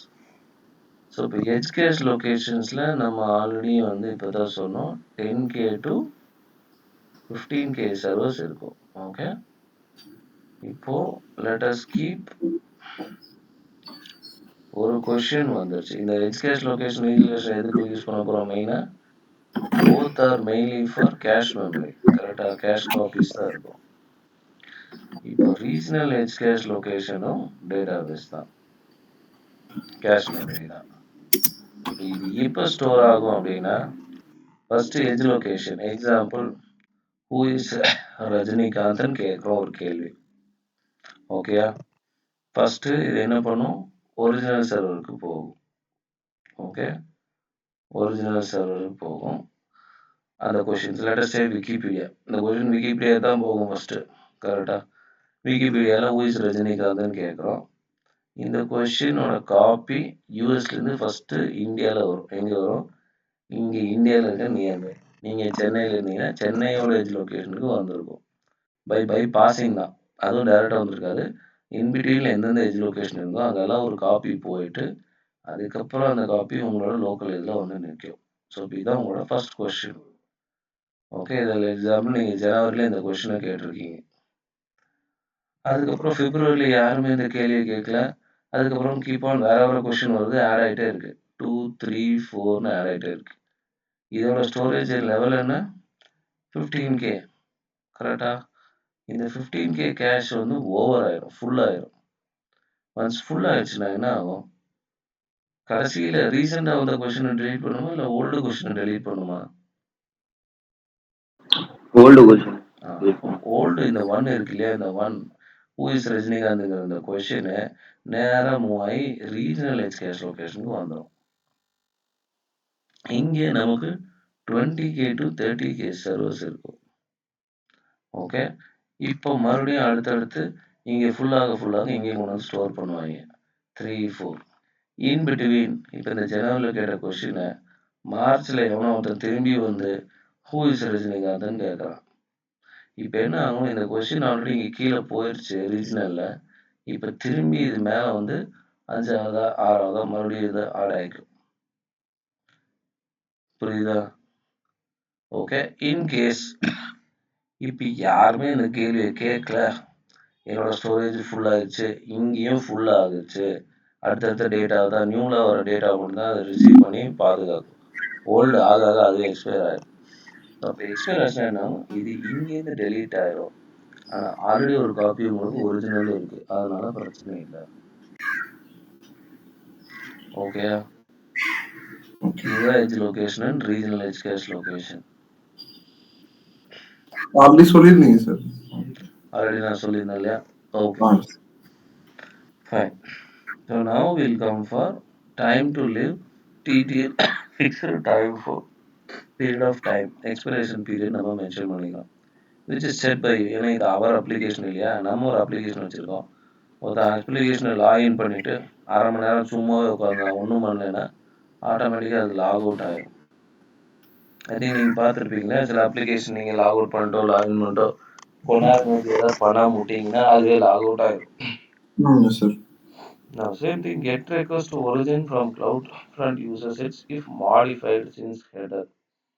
So mainly get request தான் வரும். ஏன்னா other request like புட்டு போஸ்ட்லாம் யார் யூஸ் பண்ணுவா? டெவலப்பர் தான் யூஸ் பண்ணுவாங்க. கரெக்ட் தானே? Yes sir.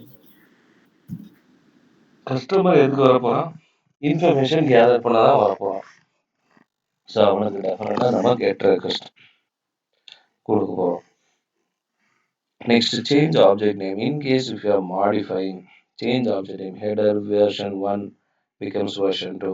New name forces immediate refresh. So நம்ம இங்கே அப்டேட் பண்ணோம் அப்படின்னா அந்த அப்ளிகேஷனை அப்போ அப்டேட் பண்ண உடனே க்ளவுட் ஃப்ரண்ட் எல்லா கண்டனையும் அப்டேட்டும் பண்ணி ஆகணும்.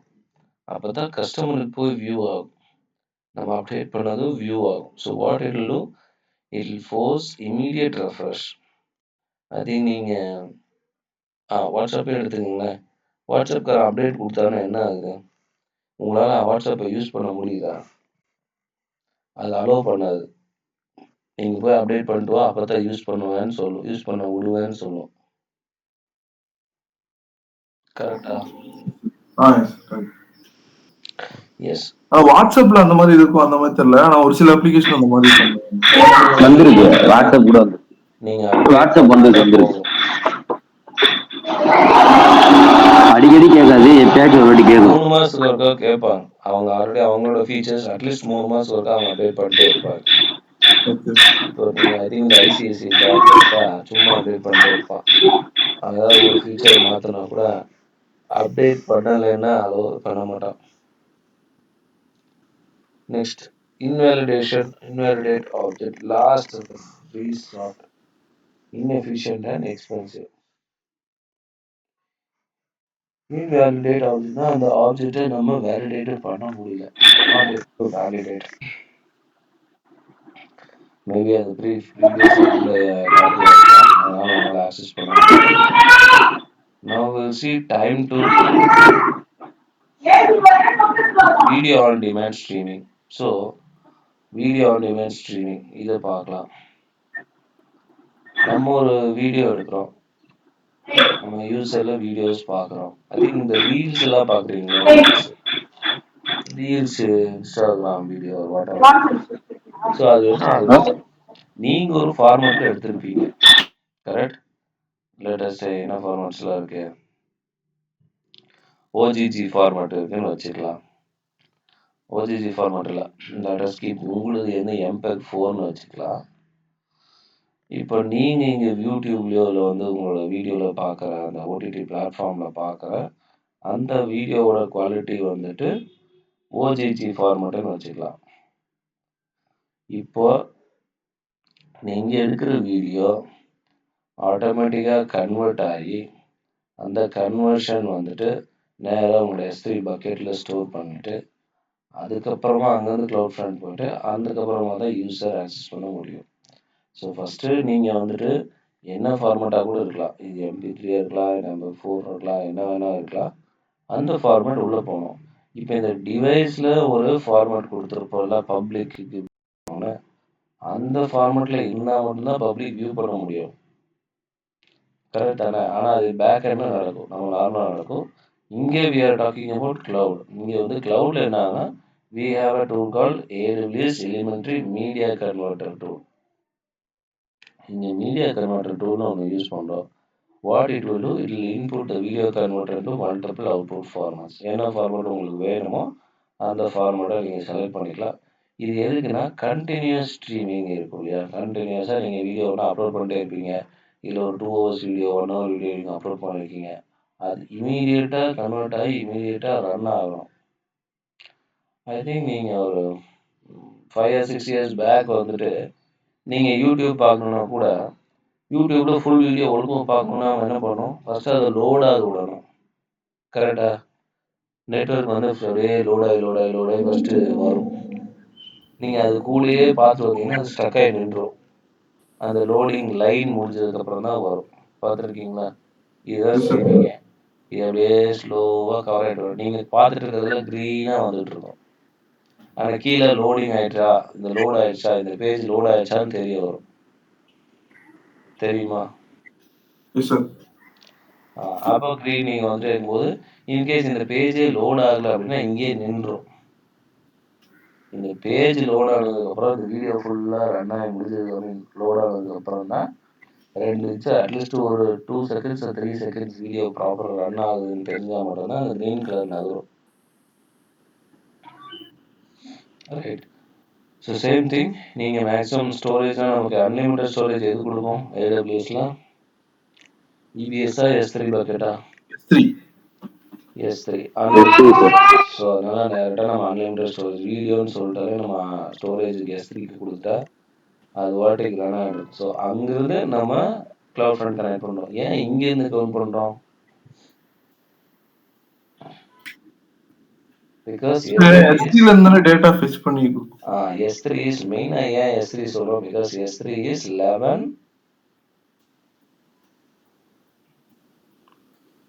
11 9s of availability and 4 9s of durability. கரெக்டா? 11 9sனா என்ன? 99.9999% நம்ம பிலீவ் பண்ணலாம். எதை பிலீவ் பண்ணலாம்? 99.9 S3. அதனால நம்ம S3ல போட்டால் வீடியோ ஸ்மூத்தாக ரன் ஆகிடும். அதனால தான் நம்ம க்ளவுட் ஃப்ரண்ட்டை S3ல கனெக்ட் பண்ணுறோம்.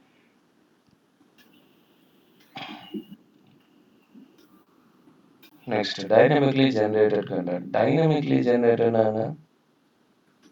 டைனமிக்னா என்ன? மாறிட்டே இருக்கும். Mainly the use case map tiles. Map tiles correct தானே? ஒருத்தர் ஒரு லொக்கேஷன் கிளிக் பண்ணாங்கன்னா அவர் கிளிக் பண்ண லொக்கேஷனுக்கு ஏற்ற மாதிரி மேப் மாறி ஆகணும். கரெக்ட் தானே? அதை நம்ம வந்து கேஷ் பண்ண வேண்டியது அவசியம் இல்லை. Problem need fast database response. Now user submits a request to look at a section of a map which is not cacheable. So இப்போ யூசர் என்ன பண்ணுறா? KK நகர் பார்க்கணும் கூகுள் மேப்பில். அப்போ KK நகரை மட்டும் கேப்சர் பண்ணி வச்சிருக்க கூடாது இல்லையா? ஏன்னா மேப்புன்னு சொன்னோடனே அவன் இப்போ KK நகர் இப்போ செலக்ட் பண்ணுவான். அப்புறம் மறுபடியும் RK நகர்னு ஒன்று போடுவான். இல்லை இப்படியே நவுத்தி அவன் வேறு இடத்துக்கு போவான். So cloud front will be there. நான் இங்கே என்ன போட்டிருக்கோம்? Elastic load balancer with your HTML, all those things we know.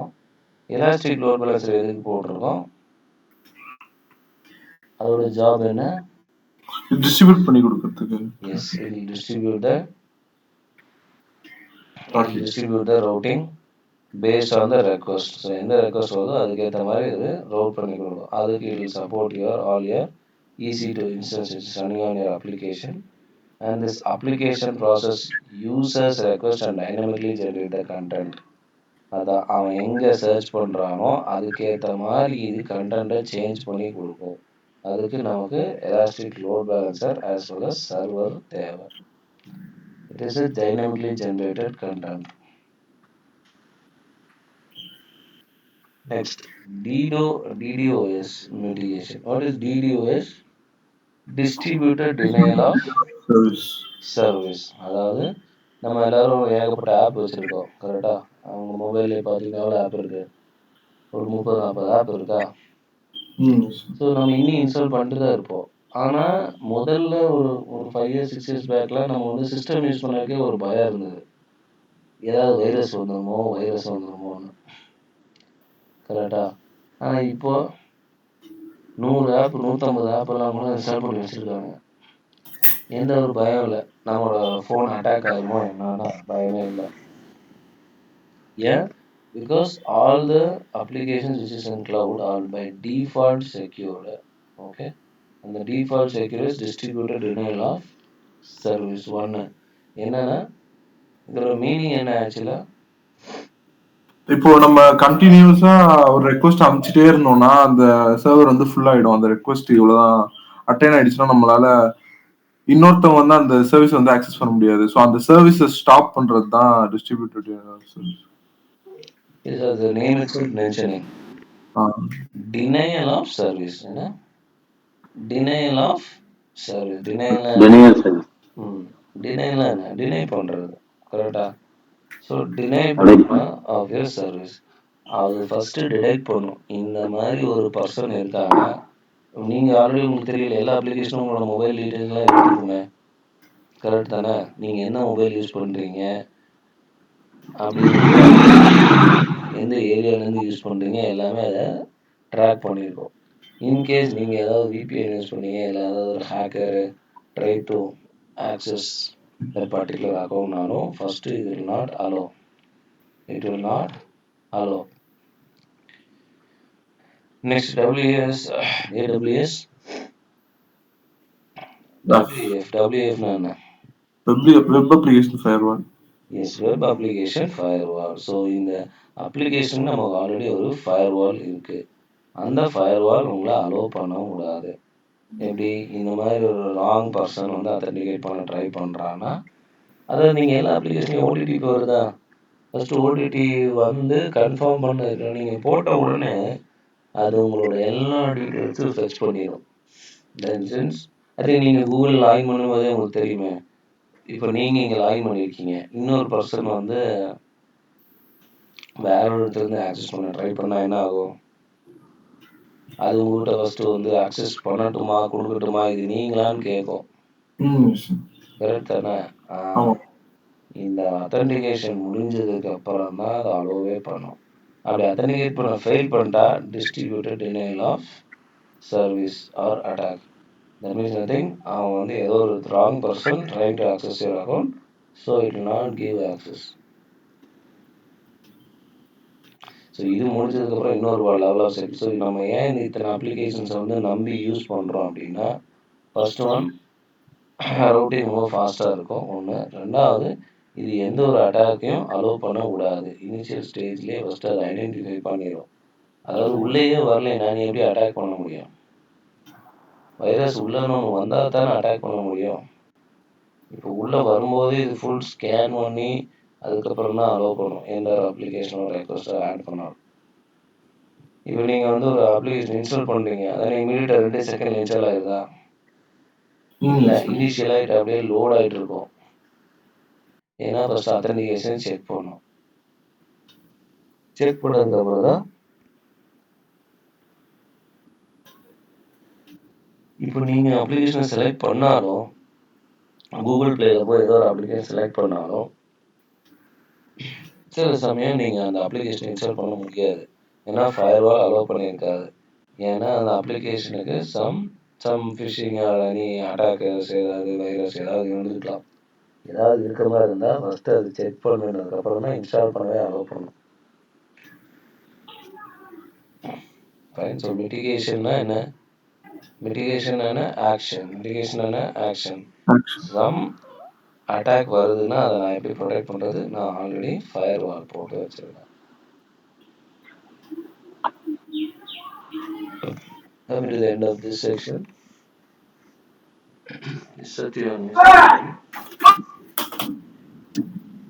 Amazon CloudFront is a global CDN service that accelerates the delivery of content, including static and video, to users with no minimum usage commitments.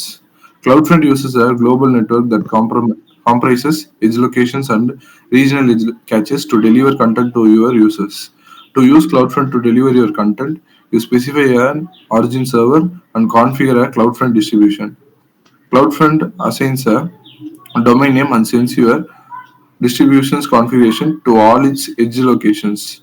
You can use Amazon CloudFront to improve the resilience of your applications that run on AWS from DDoS attacks. Okay. Now we'll go for caching web sessions. Session management. What? Session management. What? Sticky sessions. Now the load balancer will help you to enable the load balancer to route a request to a specific server that manages the user session. So session என்னன்னு உங்களுக்கு தெரியும் இல்லையா?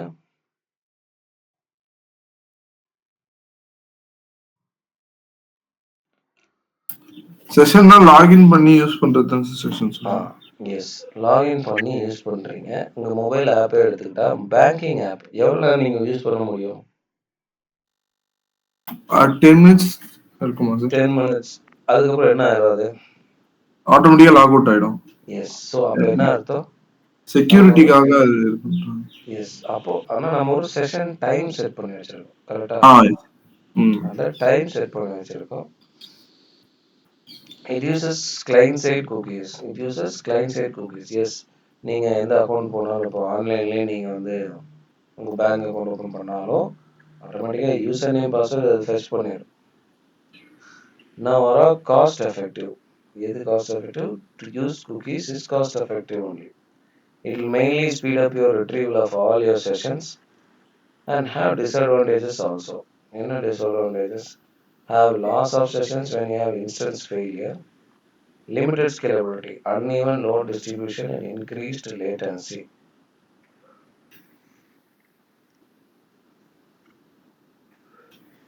இப்போ செஷன்னாலே என்னன்னு அர்த்தம்? செஷனுக்கும் local ஸ்டோரேஜுக்கும் difference தெரியுமா உங்க ப்ரௌசர்ல? செஷனுக்கும் IP assign ஆகுது. ஐபி அசைன் ஆகுது சார். ஐபி அசைன் ஐபி வந்து அசைன் ஆனது என்ன சார் சொல்லுங்க. அதுதான் வெயிட் பண்ணுங்க ஒரு நிமிஷம். நீங்க ப்ரௌசர்ல செஷனுக்கும் லோக்கலுக்கும் டிஃபரன்ஸ் இருக்கு.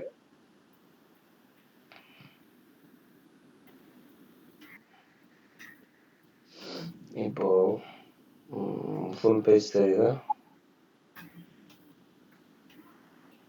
இதோ பிரசன்ட் ஆயிட்டு தெரியுது. இப்போ இங்க போறீங்க,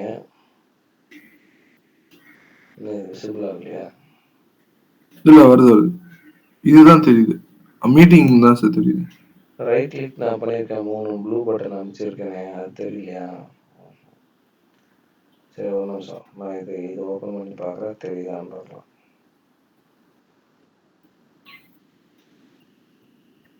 தெரியுதா? நான் ப்ரௌசரில் போயிட்டு டெவலப்பர்ஸ் கொடுத்துருக்கேன். இப்போ தெரியுது. இப்போ தெரியுதா உங்களுக்கு? இங்கே லோக்கல் ஸ்டோரேஜ் ஒன்று தெரியுதா? இப்போ லோக்கல் ஸ்டோரேஜ், இது செஷன் ஸ்டோரேஜ். ஓகே, இங்கே வந்து வேல்யூஸ் வரும் 1 2 3 வரும்.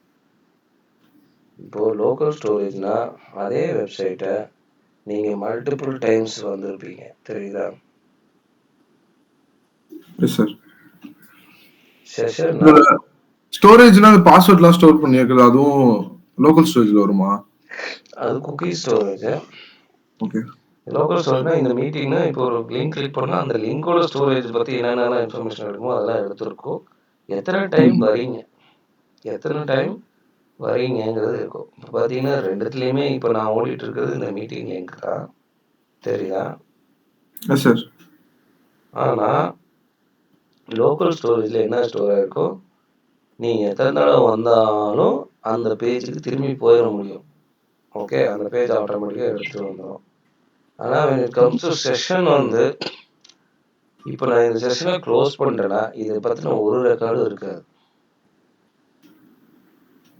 ஓகே, இது வந்து எக்ஸல் 2 ப்ரோக்ராம் இருக்கு சும்மா செக் பண்ணுறதுக்கு. இப்போ இங்கே என்னென்னலாம் ஸ்டோர் ஆகிருக்கோ, நீங்கள் எத்தனை தடவை வந்தீங்க எல்லாம் இங்கே ஸ்டோர் ஆகிருக்கும். இப்போ கவுண்ட் வந்து எப்படி இருக்குன்னா, இப்போ இந்த மீட்டிங்க்கு நான் வந்து 10வது தடவை வரேன் அப்படின்னா இங்கே 10ன்னு ஸ்டோர் ஆகிருக்கும். இந்த கீ வேல்யூவில் 10ன்னு வச்சுக்கலாம், சரியா? அதே நான் செஷனில் போய் பார்த்தா அங்கே என்ன இருக்குன்னா 1 தான் இருக்கும். ஏன்னா அக்கார்டிங் டு த செஷன் என்ன அர்த்தம் வச்சா, டெம்பரரி செஷன் வச்சா டெம்பரரி டைம் பீரியட் தான். நீங்கள் ஒன்ஸ் அந்த ப்ரௌசரையோ இல்லை டேபையோ க்ளோஸ் பண்ணால் அந்த செஷனோட ரெக்கார்டு எல்லாமே போயிடும். ஆனால் லோக்கல் ஸ்டோரேஜ் அப்படி இல்லை. நீங்கள் ஆல்ரெடி அந்த டேபுக்கு மல்டிபிள் டைம்ஸ் வரீங்கன்னா, இப்போ எத்தனாவது தடவை வரீங்க, இப்போ 8 தடவை நான் ஆல்ரெடி வந்திருக்கேன் அப்படின்னா நான் திரும்பி அதே லிங்கை கிளிக் பண்ணி வந்தால் அங்கே 9ன்னு காட்டும். ஓகேயா? Okay, fine. ஸோ நம்ம இப்போ இதுக்கு வருவோம். ஸோ செஷன்னா பை டிஃபால்ட்டாகவே என்ன, செஷன் மேனேஜ் பண்ணால் ஒரு பர்டிகுலர் டைம். இப்போ நான் வந்து இந்த கிளாஸே இருக்கு 7 to 9ன்னு சொல்லியிருக்கேன். 7 to 9 இஸ் செஷன், கரெக்டா? 9 மணிக்கு மேலே என்ன இருக்கும், செஷன் எண்ட் ஆயிடும். ஆகாது, எண்ட் ஆயிருக்கும், ஆட்டோமேட்டிக்காக எண்ட் ஆயிருக்கும். Okay, that's called as session. Now sticky sessions. ஸ்டிக்கினா என்ன? ஒட்டிக்கிறது. அது கூட Sticky sessions, correct? Now we'll see sticky sessions.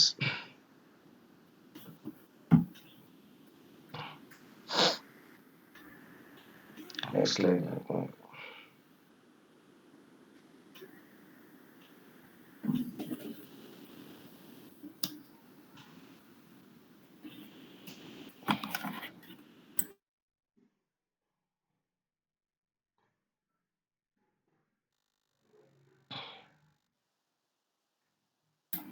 Sir elastic கிளவுட்னா என்னன்னு தெரியுமா சார்? Elastic cloud வரும், elastic cache வரும். இல்ல எலாஸ்டிக் கிளவுட்ன்றது நம்ம ஏதாவது டாபிக்ல இருக்கா? Elastic cache memory தான் இருக்கு. இப்போ வரும் அடுத்து cache. Elastic cache database வரும்.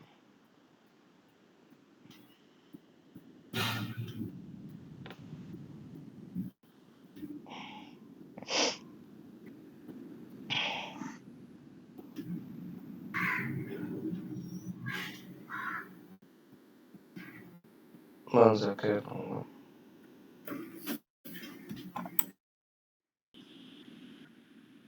அத்தன்டிகேஷன் சொல்றேன்.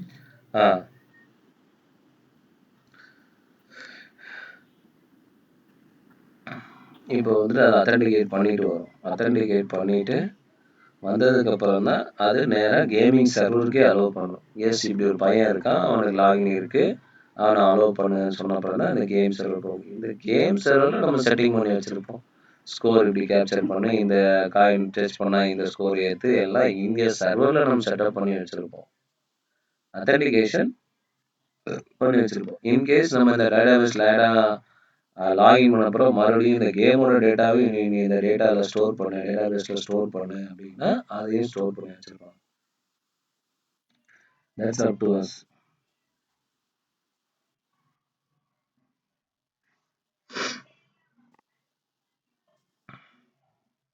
Plus already நான் மல்டிபிள் டைம் சொல்லியிருக்கேன், கேமிங் அப்ளிகேஷனால நம்ம எந்த டேட்டாபேஸ் எடுக்கணும்?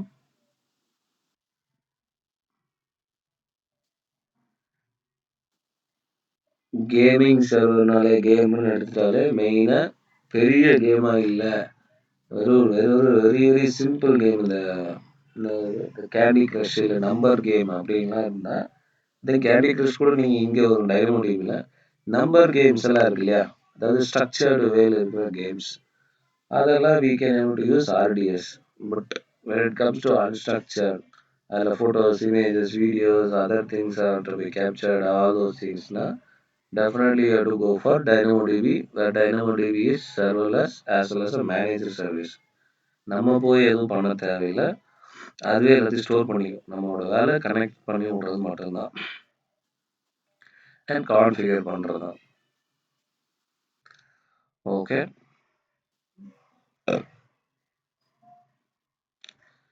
coming to the end of this section. Arnav is there?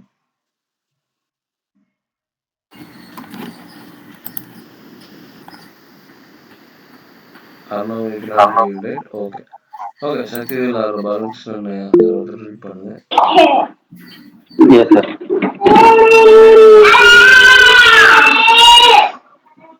Sir இது முடிச்சுட்டு இப்போ Session are used. ப்ராக்டிகல் பண்ணலன்னு நினைக்கிறேன், ட்ரை பண்ணலாமா சார்?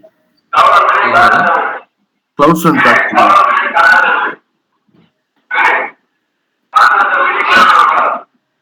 எந்த லேப் சொல்றீங்க? இல்ல கிளவுட் ஃப்ரண்ட் ப்ராக்டிகல் பண்ணிருக்காங்களான்னு கேட்டுப்பாங்க. அவங்க இந்த லேப்லயா? Yes sir. I think Balakrishnan நீங்க மியூட் ஆகுங்க, நிறைய சவுண்ட் ஒன்றும் கேட்க மாட்டேங்குது. என்னது சார், கிளவுட் ஃப்ரண்ட் மோஸ்டா அவங்க பண்ணிருக்க மாட்டாங்க, ஸோ நம்ம இதுல ப்ராக்டிகல் ட்ரை பண்ணலாமான்னு கேட்டேன். கிளவுட் ஃப்ரண்ட் நீங்க ஈஸியா பண்ணிருப்பீங்களா? ஆல்ரெடி பண்ணலையா? அது நான் தனியா பண்ணது சார், அவங்க 2 பேர் பண்ணிருக்காங்களான்னு தெரியல, பண்ணலன்னு நினைக்கிறேன். ஏன்னா கிளாஸ் எடுக்கல, அது கிளாஸே எடுக்கலையா? நான் ஒரு லேப் அனுப்பிச்சு விடுறேன் உங்களுக்கு, கிளவுட் ஃப்ரண்டோட லேப். அதான் ஒரு 10 பாயிண்ட், ஒரு 10 ஸ்டெப் இல்ல பண்ணலன்னு சொல்றாரு பாருங்க. அதுதான் நான் உங்களுக்கு லேப் மெட்டீரியல் அனுப்பிச்சு விடுறேன் இப்போ. Okay, okay. நீங்க ஓனாவே ட்ரை பண்ணுங்க. ஏன்னா ஒரு சர்வர் போட்டு கிளவுட் ஃப்ரண்ட்டை டிஸ்ட்ரிபியூட் பண்ணுங்க. டிஸ்ட்ரிபியூட் பண்ணி செக் பண்ணுங்க. ஆல்ரெடி உங்களோட அசைன்மெண்ட்ல வந்திருக்குமே, அதுல பண்ணீங்களா? இது ஏடபிள்யூஎஸ் பேட்ச் தானே சார்? ஏடபிள்யூஎஸ் அசைன்மெண்ட்லயே ஒரு ஃபைல் கிளவுட் ஃப்ரண்ட் யூஸ் பண்ணி தான் பண்ணணும்னு போட்டிருக்கோமே, நீங்க அது பண்ணலையா? அசைன்மெண்ட் எந்த மாதிரி சார் சொல்றீங்க? புரியல. நீங்க போர்ட்டல்ல லாகின் பண்ணுங்க. அது ஏடபிள்யூஎஸ் அசைன்மெண்ட்டே கொடுக்கலையே சார். எங்க போர்ட்டல்லே இருக்குங்க ஆட்டோமேட்டிக்காவே. இல்ல சார், எங்களுக்கு எதுவுமே அப்டேட் ஆகல சார். எங்களுக்கு வெறும் கொஸ்டின்ஸ் மட்டும் தான் வரும். சரி நில்லுங்க. இந்த end இல்ல of the நீங்க classல போட்டதா அது? இப்ப போட்டிருக்கீங்களா? இப்ப இல்ல, ஃபர்ஸ்ட்ல இருந்தே இருக்கு. எல்லா ஸ்டூடெண்ட்ஸும் பண்ணிருக்காங்களே கிளவுட் ஃப்ரண்டோடது. சார் நாங்க யாராவது பார்க்கலன்னு நினைக்கிறேன். நீங்க எது சொல்றீங்கன்னு நினைக்கிறேன். அந்த அப்ளிகேஷன் தானே சொல்றீங்க, ஐடி வேதாந்த். அதுல பார்த்து ஐடி வேதாந்த் விங்ஸ் போர்ட்டல்ல லாகின் பண்ணுங்க. ஆமா, அங்க ப்ரோ நம்மளுக்கு தான் எல்லாமே கட் பண்ணி இல்ல இல்ல, எங்களுக்கு கிடையாது. எங்களுக்கு யாருக்கும் இதுவே இல்ல சார்.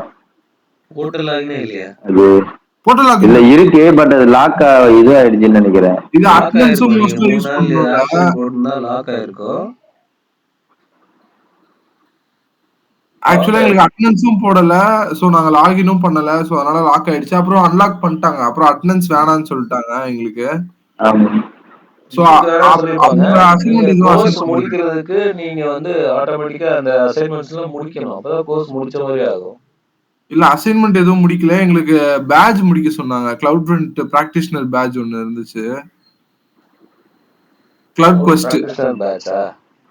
கிளவுட் ஆமா, குவெஸ்ட். கொஸ்டின் ஒன்று. அது இதுல இருந்துச்சு. ஓகே, அது ஸ்கில் பில்டர்ல முடிக்க சொல்லிருப்பாங்க. அதுல ஒரு சில சர்வீசஸ் இருந்துச்சு. அதுதான் பிராக்டிகல் நாங்க பண்ணி பார்த்தோம். இல்ல போர்ட்டல்ல பிராக்டிகல் அசைன்மெண்ட்ஸ் இருக்காது. நான் சொல்றது ரிட்டர்ன் அசைன்மெண்ட். அந்த ஒரு ரிட்டர்ன் அசைன்மெண்ட்லயே கிளவுட் ஃப்ரண்ட்னு ஒரு இது இருக்கும். ஒரு லேப் பண்ண சொல்லிருப்பாங்க. இன்டர்வியூ क्वेश्चंस மட்டும் தான் சார் எங்களுக்கு அவைலபிளா இருந்துச்சு. வேற எதுவும் டேட்டா இல்ல. நான் செக் பண்ணி பார்த்தேன் ஃபுல்லா. எங்களோட சிலபஸ் இருக்கும். அதுக்கப்புறம் இந்த இன்டர்வியூ क्वेश्चंस கிளவுட் பிராக்டிஷனருக்கு exam preparation, interview preparation 2 questions set இருக்கும். அவ்வளவுதான். ஒன்றும் பிரச்சனை இல்லை. நான் ஒரு லேப் மெட்டீரியல் முடிச்சுட்டு அது நீங்க ட்ரை பண்ணுங்க. அதெல்லாம் 2 months 5 to 10 minutesல முடிச்சிருவீங்க. ஈஸி தான், பட் அவங்க ட்ரை பண்ணது இல்ல, அதனால தான் நான் சொல்றேன். இது ரிலேட்டடா வேற ஏதாவது லேப் இருந்தா கூட அனுப்பிச்சு. நான் எல்லா லேப் அனுப்பிச்சு விடுறேன். நான் ஆல்ரெடி ஏற்கனவே அனுப்பிச்சிருக்கேனே. 7 லேப் நீங்க ஃபர்ஸ்ட் இது அனுப்பிச்சிட்டீங்க. முடிச்சிட்டீங்களா? ஆமா, 7 லேப் முடிச்சிட்டீங்களா? அப்புறம் ஒரு 6 லேப் நான் அனுப்பிச்சிருந்தேன் செப்பரேட்டா. அதுல போன வாரம் அந்த ஸ்கேலபிலிட்டி ஹை அவைலபிலிட்டி லேப் பண்ணோம். அதான் மெயின். இதெல்லாம் அது போன கிளாஸ்ல யாரும் இல்லன்னு நினைக்கிறேன். போன கிளாஸ்ல நீங்க இருந்தீங்க. ஆமா, நான் இல்ல. நீ இருந்தீங்களா? அவர் பண்ணார்ல ஃபாஸ்டா டக் டக்னு பண்ணாரு. ஓகே, அந்த ரெக்கார்டிங்கும் பாருங்க. இன்னொரு இந்த கிளவுட் ஃப்ரண்ட் லேப் நான் அனுப்பிச்சு விடுறேன். ஓகே, இந்த பிரச்சனையா தியரி தான் அது முடிக்கிறது. 15 மாடியூல் முடிக்கிறது பெரிய விஷயம். இப்போ இன்னைக்கு பார்த்தீங்கன்னா இன்னைக்கு தான் லாஸ்ட் டேட் ஆக்சுவலா இந்த கோர்ஸ் முடிக்க. இடையில 2-3 நாள் லீவு அதெல்லாம் பண்ணனால அதனால தான் உங்களோட இதுலயும் இது வந்திருக்காது, நோட்டிஃபிகேஷன் வந்திருக்காது. நேத்தோட எண்ட் ஆயிருக்கும். நான் இப்போ நீங்க மறுபடியும் கிரியேட் பண்ணேன். ஃபைன், இது ரீட் பண்ணிட்டீங்களா? இல்ல நினைக்கிறேன். அதை பண்றேன். இல்ல பண்றேன். Sessions are used to manage user authentication and store user data while the user interacts with the application. We can manage sessions with sticky sessions, which is a feature of Elastic Load Balancer.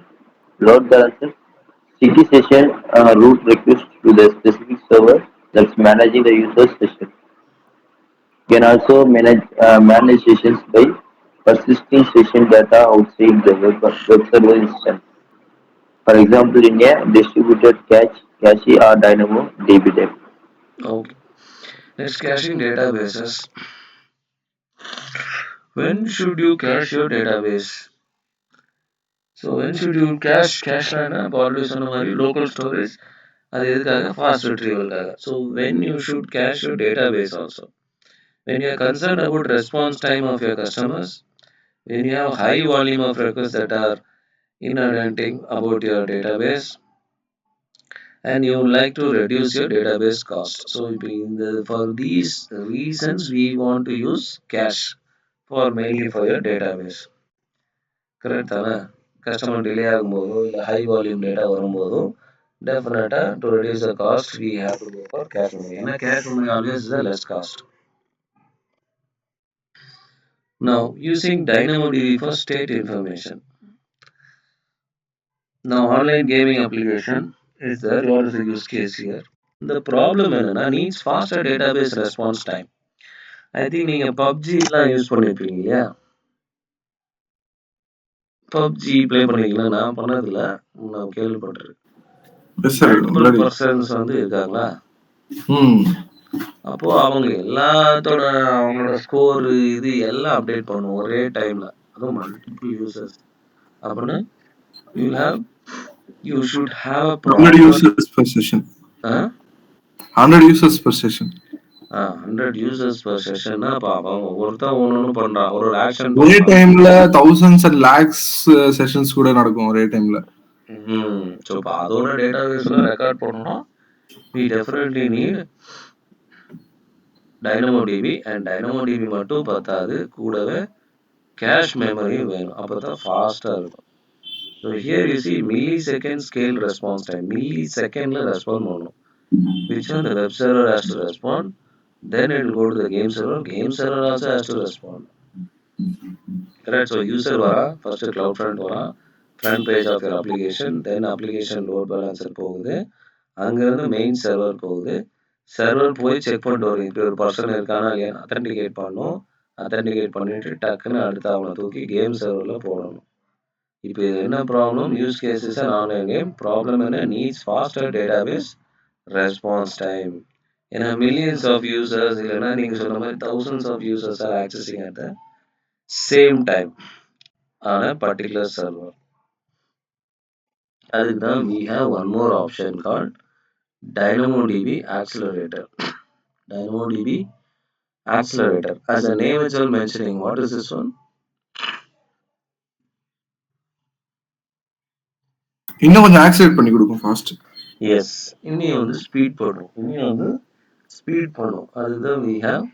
இப்போ RDSல we have இது இருக்கு இல்லையா, அரோரா இருக்கு இல்லையா, for speeding high configuration. அது மாதிரி we have database DynamoDB. We have one more thing called Accelerator. What this will do? It's a fully managed, highly available in-memory cache. In-memory cache. இது ஒரு memory cash மாதிரி. In-memory cache for DynamoDB. DynamoDB already வந்து ஒரு serverless, it is already capable to manage multiple data. But இதற்கு இனி கொஞ்சம் boost பண்ண நம்ம மறுபடியும் ஒன்று ஆட் பண்ணுறோம், ஒரு மெமரி கேஷ் ஆட் பண்ணுறோம். What it will do? It will extreme performance, millisecond scale response, microsecond, not milli, microsecond scale response, highly scalable, fully managed, and it integrated with DynamoDB, and it is flexible and secure also. So எல்லாமே it's a features of DynamoDB Accelerator. What it will do? இப்போ இங்கே பார்த்தீங்கன்னா ப்ரீவியஸாக milli second latency இருந்து இப்போ micro second response போயிட்டு இருக்கு.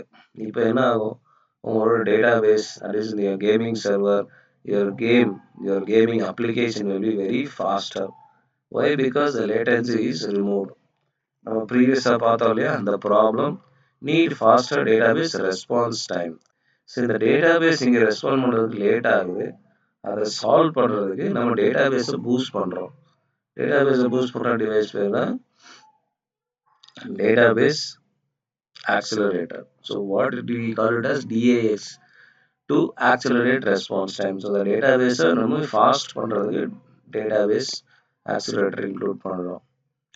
I think உங்க பைக்ல எல்லாம் சில பேர் செட் பண்ணுவாங்களா, கொஞ்சம் இன்னும் கொஞ்சம் ஸ்பீடா இருக்கு, இன்னொரு மோட்டர்ல ஏதோ செட் பண்ணுவாங்களா, இந்த ரேஸ் பைக்ல எல்லாம் செட் பண்ணுவாங்களா ஸ்பீட் இன்க்ரீஸ் பண்றதுக்கு. Yes sir. அதே மாதிரி நம்ம டேட்டாபேஸோட ஸ்பீட் ரெஸ்பான்ஸ் டைம் இன்க்ரீஸ் பண்ண we are adding database accelerator. Now, remote or side cache. Remote or side cache. We made concept cache hit and cache miss. Cache hit and cache miss. So the user is asking one more data. Let us take who is Amir Khan. Amir கான்ங்கிற data first இது எங்க போய் check பண்ணும் application first எப்பவுமே cache மெமரியில check பண்ணும் first எப்பவுமே cache மெமரியில செக் பண்ணும் if the data is available that is called cache hit that is called cache hit அந்த டேட்டா அங்க இல்ல அமீர் கானை பத்தின டேட்டா கேஷ் மெமரியில இல்ல அப்படின்னு சொன்னா that is called cache miss data not found in the cache miss இப்போ டேட்டா இங்கே இல்லைன்னு என்ன ஆகும் திரும்பி அப்ளிகேஷன் வரும் ஃபர்ஸ்ட் கேஷை தான் ப்ரிஃபர் பண்ணும் இப்போ கேஷில் ஆன்சர் வந்தால் கேஷ்லேயே ரிப்ளை பண்ணிட்டு போயிடும் கேஷில் ஆன்சர் இல்லைன்னா கேஷ் மிஸ் ஆயிரும் திரும்பி இங்கே என்ன பண்ணும் மெயின் டேட்டாபேஸ்க்கு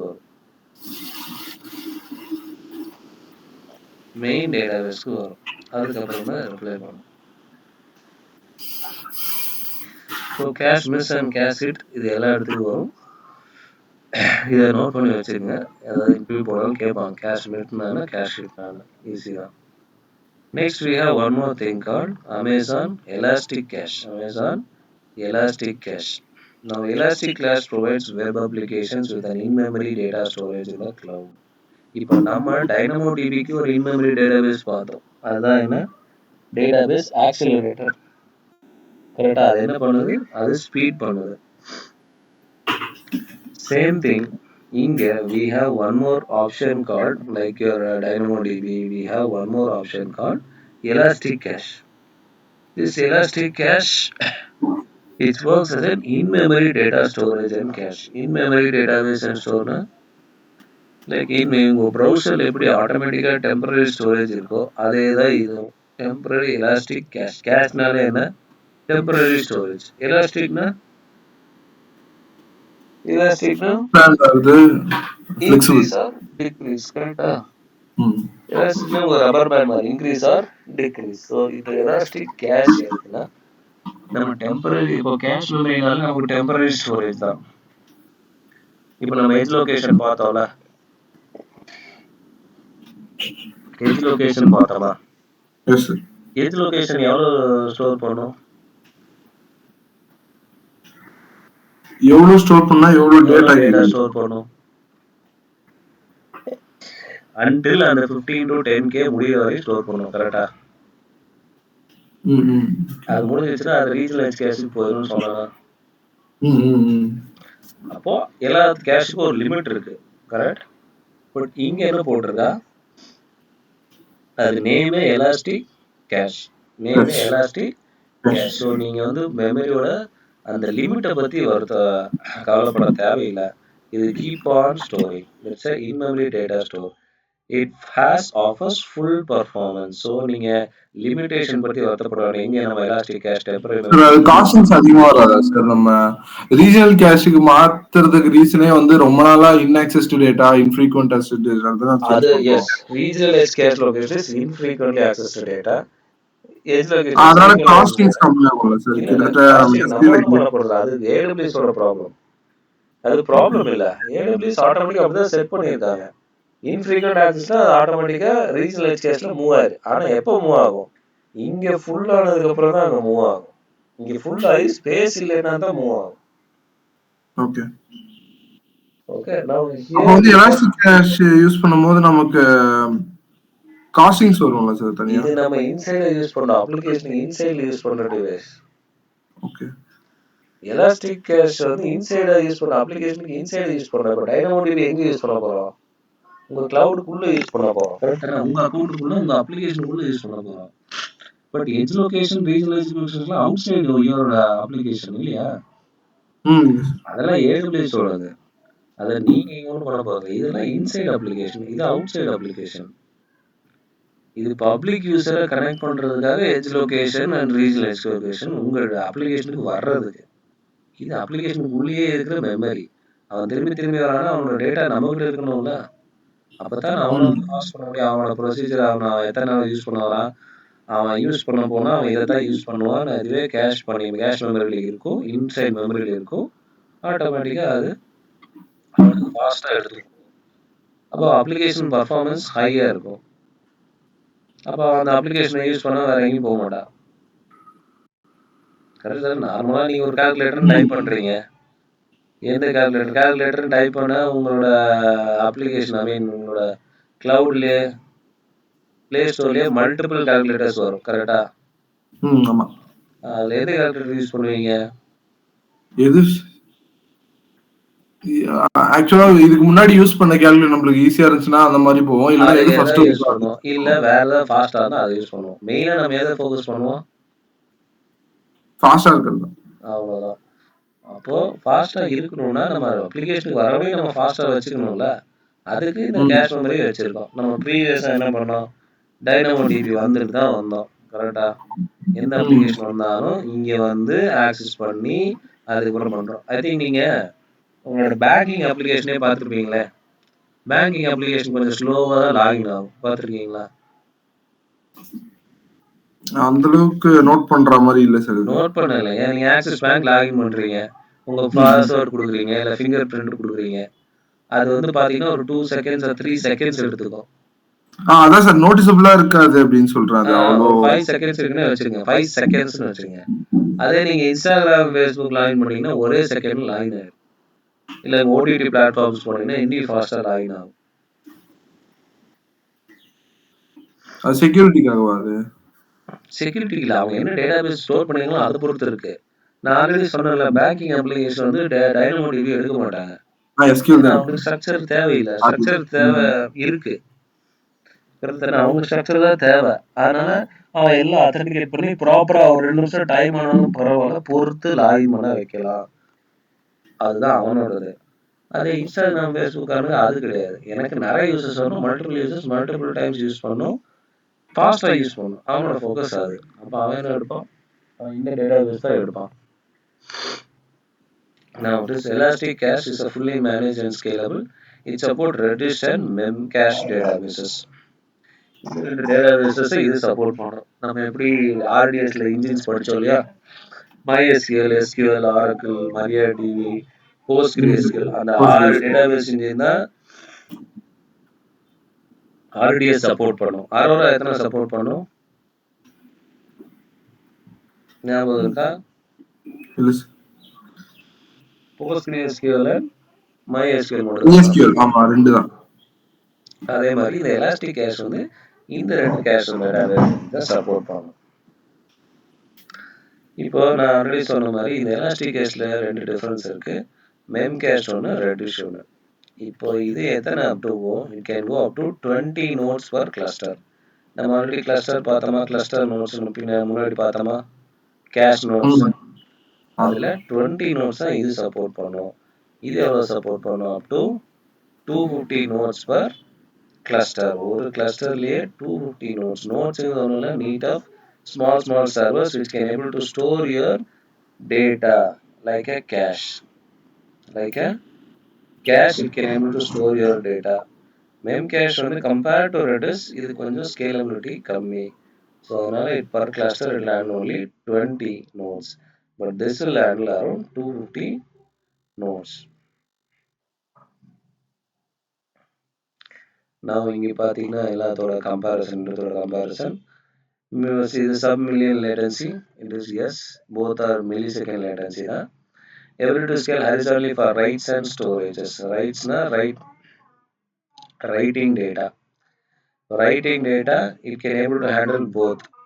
அதனால தான் இது ரைட் 20 நோட்ஸ் தான் நம்ம போடுறோம். அதனால ரைட்டும் நடக்கும், ரீடும் நடக்கும்.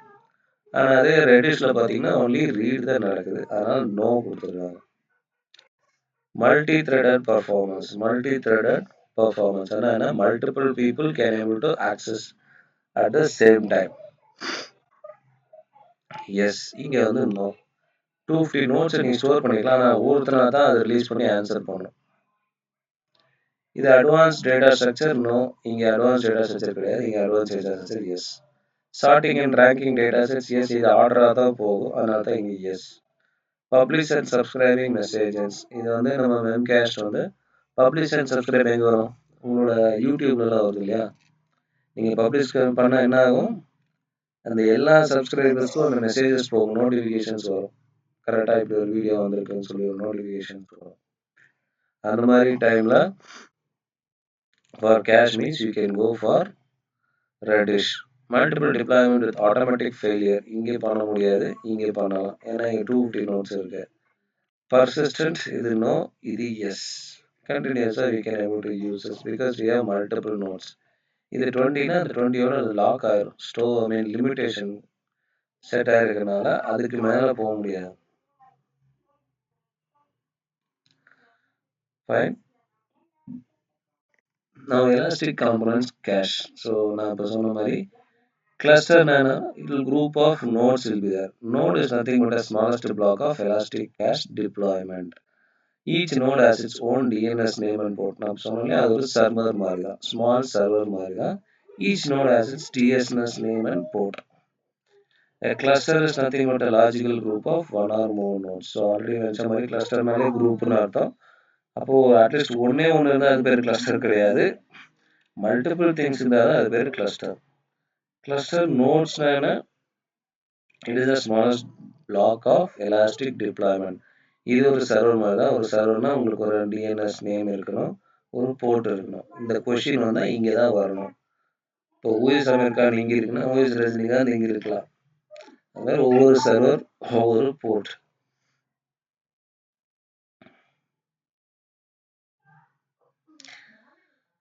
புரியுதா உங்களுக்கு?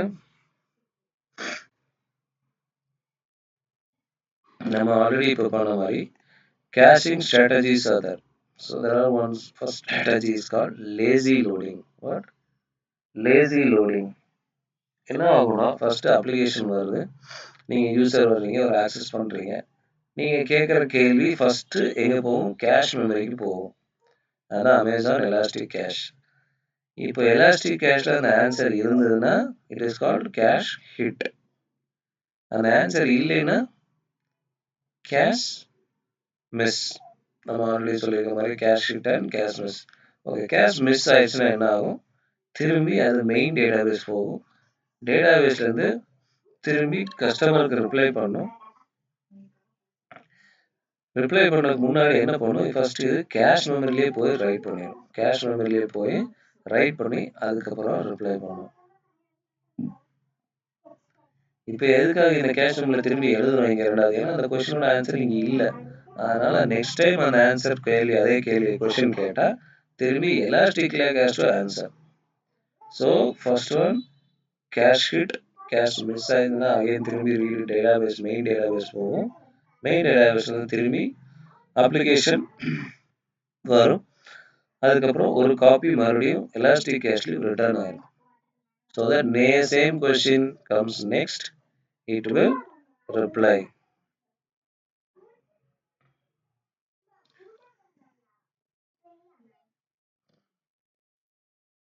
Next, write through. Caching strategy called write through. இது என்ன அப்படின்னா, யூசர் வராங்க, யூசர் வரும்போது இங்கே ஒரு காப்பி போகும், இங்கே ஒரு காப்பி போகும். அந்த கொஸ்டின் ஒன்லி இப்போ வந்து ப்ரீவியஸாக வந்து ஃபர்ஸ்ட் எலாஸ்டிக் கேஷ் வந்து அதுக்கப்புறம் தான் வரும். பட் கொஸ்டின் கேட்கும் போதே எலாஸ்டிக் கேஷ்லேயும் அதே கொஸ்டின் போகும், டேட்டாபேஸ்லேயும் அதே கொஸ்டின் போகும். ரிப்ளை யார் பண்ணுவோம்னா எலாஸ்டிக் கேஷ் தான் ரிப்ளை பண்ணுவோம். ஏன்னா அந்த கொஸ்டின் அங்கே ஆல்ரெடி இருக்கும். ரைட் த்ரூ, அதாவது நீங்கள் கொஸ்டினையும் ரைட் த்ரூ பண்ணுறீங்க. ரைட் த்ரூ சென்ஸ் கொஸ்டின் அங்கே இருக்கு,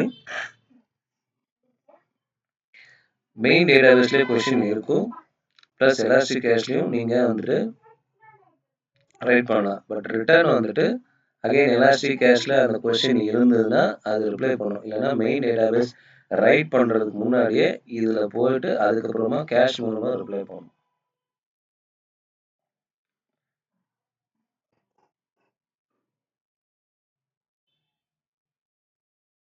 ஓகே,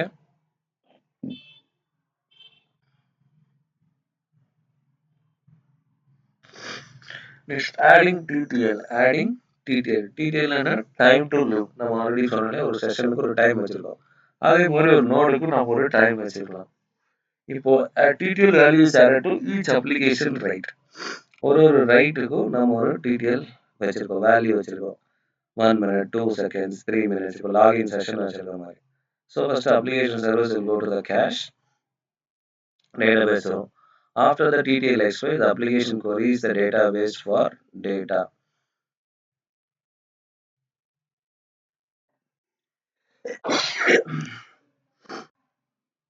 அதாவது ஃபர்ஸ்ட் ரைட் பண்றதுக்கு ஒரு டைம் கொடுத்துருக்கோம். அதான் வந்து ரைட் வேல்யூ. இப்போ நீங்க ரைட் பண்றதுக்கு வந்துட்டு ஒரு 2 மினிட்ஸ் கொடுத்துருக்கீங்கன்னா அந்த 2 மினிட்ஸ்ல எல்லா கொஸ்டினும் இங்கே ரைட் ஆகும். அதுக்கப்புறம் அப்ளிகேஷன் வந்து கொஸ்டின்ஸை கேட்கும். இன்கேஸ் ரைட் ஆகல அப்படின்னா இந்த query வந்து ரிப்ளை ஆகாது. அதாவது ஆன்சரை வந்து ரிப்ளேஷன் கொடுக்காது. ஏன்னா நம்ம ஆல்ரெடி வந்து ரைட்டிங் மட்டும் தான் டைம் கொடுத்துருக்கோம். ஸோ ரைட் பண்ணுற டைம் முடிஞ்சிச்சுன்னா அந்த அப்ளிகேஷன் வந்து அதை கொஸ்டினாக கேட்கலாம், அதை ஆன்சர் பண்ணும். நம்ம ரைட் பண்ணுற டைமே கொடுக்கல அப்படின்னா அது ரிப்ளை பண்ணாது. That's why it's showing as red. You can see the database application database. ஆனால் அந்த கேஷ் மெமரி வந்து ஃபர்ஸ்ட் போய் செக் பண்ணும். கேஷ் மெமரி ஃபர்ஸ்ட் போய் செக் பண்ணும். டேய்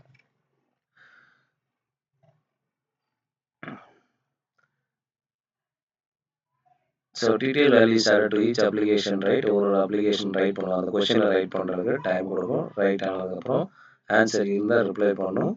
இன்கேஸ் ஆன்சர் இல்லைன்னா டேட்டாபேஸ் போகும். இப்போ ரைட் பண்ணுற டைம் இல்லைன்னா அந்த டைம் முடிஞ்சிச்சுன்னா ரைட் பண்ணணும் ஆப்ஷன் இருக்காது. So after the TTL expire ஆனதுக்கப்புறம் application queries the database for the data. So first question நம்ம டைப் பண்ணோம். அதுக்கப்புறம் அப்ளிகேஷன் வந்து ரீச் ஆனதுக்கப்புறம் தான் ஆன்சர் வரும்.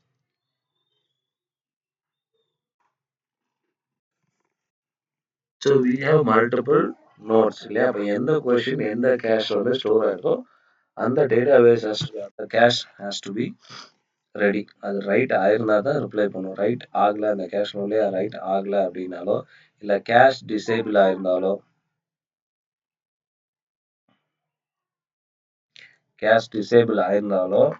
என்ன ஆகும்? You will not get the reply. Now here you can say your normal 3-tier application web hosting. First user வருவாங்க. யூசர் வந்து route 53 வருவா. route 53 இந்த cloud front ஆல்ரெடி வந்துட்டு cloud front தான் வந்துட்டு யூசருக்கு டேட்டாபேஸ் கொடுக்கும், யூசருக்கு ரிப்ளை கொடுக்கும். ஃபர்ஸ்ட் ஒன் cloud front வந்ததுக்கு வந்து cloud front front page open பண்ணும். இன்கேஸ் இந்த வெப்சைட்டை வந்து நீங்கள் வந்து ரெண்டு ஆப்ஷன் நம்ம கொடுத்துருப்போம். ஒன்று ப்ரைமரி, இன்னொன்று secondary. Primary is normal, this one. First elastic load balancer வரும். லோட் பேலன்ஸர்லேருந்து ஆட்டோ ஸ்கேலிங் அந்த சர்வர். இன்கேஸ் அந்த சர்வர் அங்கேருந்து மறுபடியும் ப்ரைவேட்டுக்கு போகணுன்னா ப்ரைவேட், ப்ளஸ் ப்ரைவேட்லேருந்து டேட்டாபேஸ் போகணுன்னா டேட்டாபேஸ் போகிறதுக்கு முன்னாடியே எலாஸ்டிக் கேஷ் நீங்கள் ஆல்ரெடி டெம்பரரி ஸ்டோரேஜ் பண்ணியிருந்தீங்கன்னா டெம்பரரி ஸ்டோரேஜ். ஸோ இது டேட்டாபேஸோட மெயின் காப்பி ஆல்ரெடி நம்ம இன்னொரு இதில் வச்சுருப்போம் இல்லையா, அவைலபிலிட்டி ஜோனில், அது ஒன்று. ப்ளஸ் இந்த டேட்டாபேஸோட காப்பியை ஃபுல்லாக S3 பக்கெட்லேயே ஒரு ஸ்டோரேஜ் வச்சுருப்போம். அது வந்து செகண்டரி. ப்ரைமரி ஒர்க் ஆகலைன்னா செகண்டரி போகும்.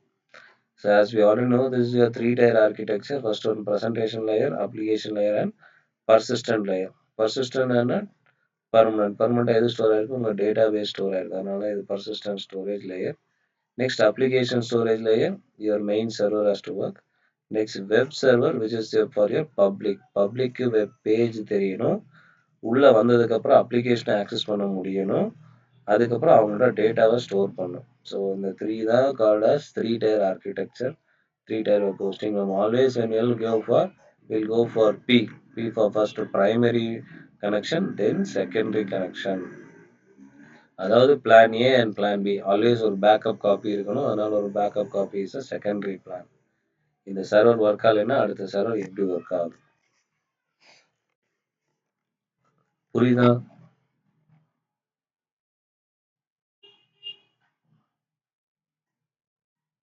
பாலகிருஷ்ணன் இருக்கீங்களா? அருணவ், அஜிதர்? இருக்கு சார், லைன்ல தான் இருக்கு. Okay fine. கொஞ்சம் coming to the end of this section, இதை ரீட் பண்ணுங்க.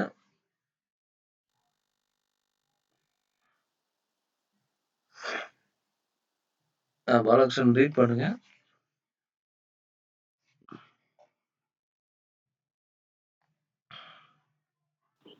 பண்றேன். Your database cache supplements your primary database by removing unnecessary pressure on it, typically in the form of frequently accessed read data. DAX is a fully managed, highly available in a memory cache for DynamoDB that delivers a performance improvement of up to 10 times from milliseconds to microseconds. Amazon Elasticcache is a side cache that works as a memory data storage to support the most demanding applications that require some milliseconds response time. Okay, and coming to the end of this section, we discussed about CloudFront, DDS, asset management, architecture of Elastic Cache, complete knowledge check. A company is developing a high available web application that uses stateless web servers. Which services are suitable for storing session state data? Session state data இதெல்லாம் use பண்ணலாம். Select two. இன்னைக்கு படிச்சது எது அதில் எதெல்லாம் use பண்ணலாம் for session state data. Session state data எங்கேருந்து start பண்ணணும்னு ஞாபகம் வச்சுருந்தீங்கனாலே இது சொல்லிடலாம். எந்த ரெண்டும் சொல்லுங்க பார்க்கலாம்.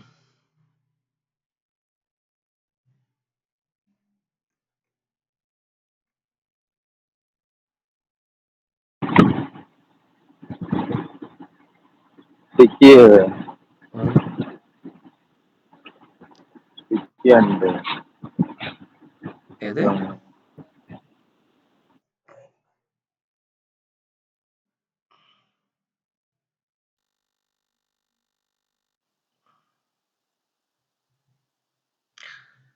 ஏதாவது ரெண்டு சொல்லுங்க. என்ன என்ன ரெண்டுன்னு சொல்றீங்க? இப்போ நம்ம கடைசியா என்னென்ன பார்த்தோம்? அதில் தானே செஷன் பற்றி பேசிட்டு இருந்தோம்.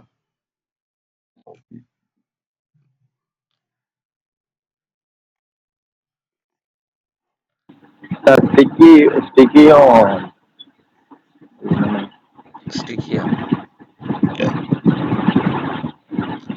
எலாஸ்டிக் கேஷ் பார்த்தோமா, டைனமோடிபி பார்த்தோமா, எலாஸ்டிக். ரெண்டு தானே பார்த்தோம். ஆமாங்க. செஷன் வந்து அங்கே தானே பார்த்தோம். So those things are the one who will not store data. ஸ்டேட்லெஸ்னா டேட்டாவை ஸ்டோர் பண்ணாது. ஓகே, ஸ்டேட்லெஸ் வெப் சர்வரில் ஸ்டோர் பண்ணாதது எது, அது ஸ்டேட்லெஸ். ஸோ டைனமோடிபி எலாஸ்டிக் கேஷ்னா டைனமோடிபி எலாஸ்டிக் கேஷ்லையும் தான் ஸ்டோர் பண்ணும் டேட்டாவை. Okay,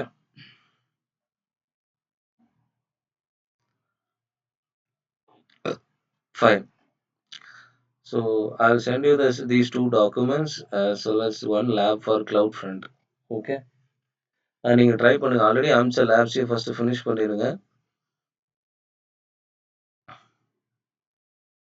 okay, we'll see you. Okay okay. We'll see you next week at the same time. Okay. Yeah. Thank you guys.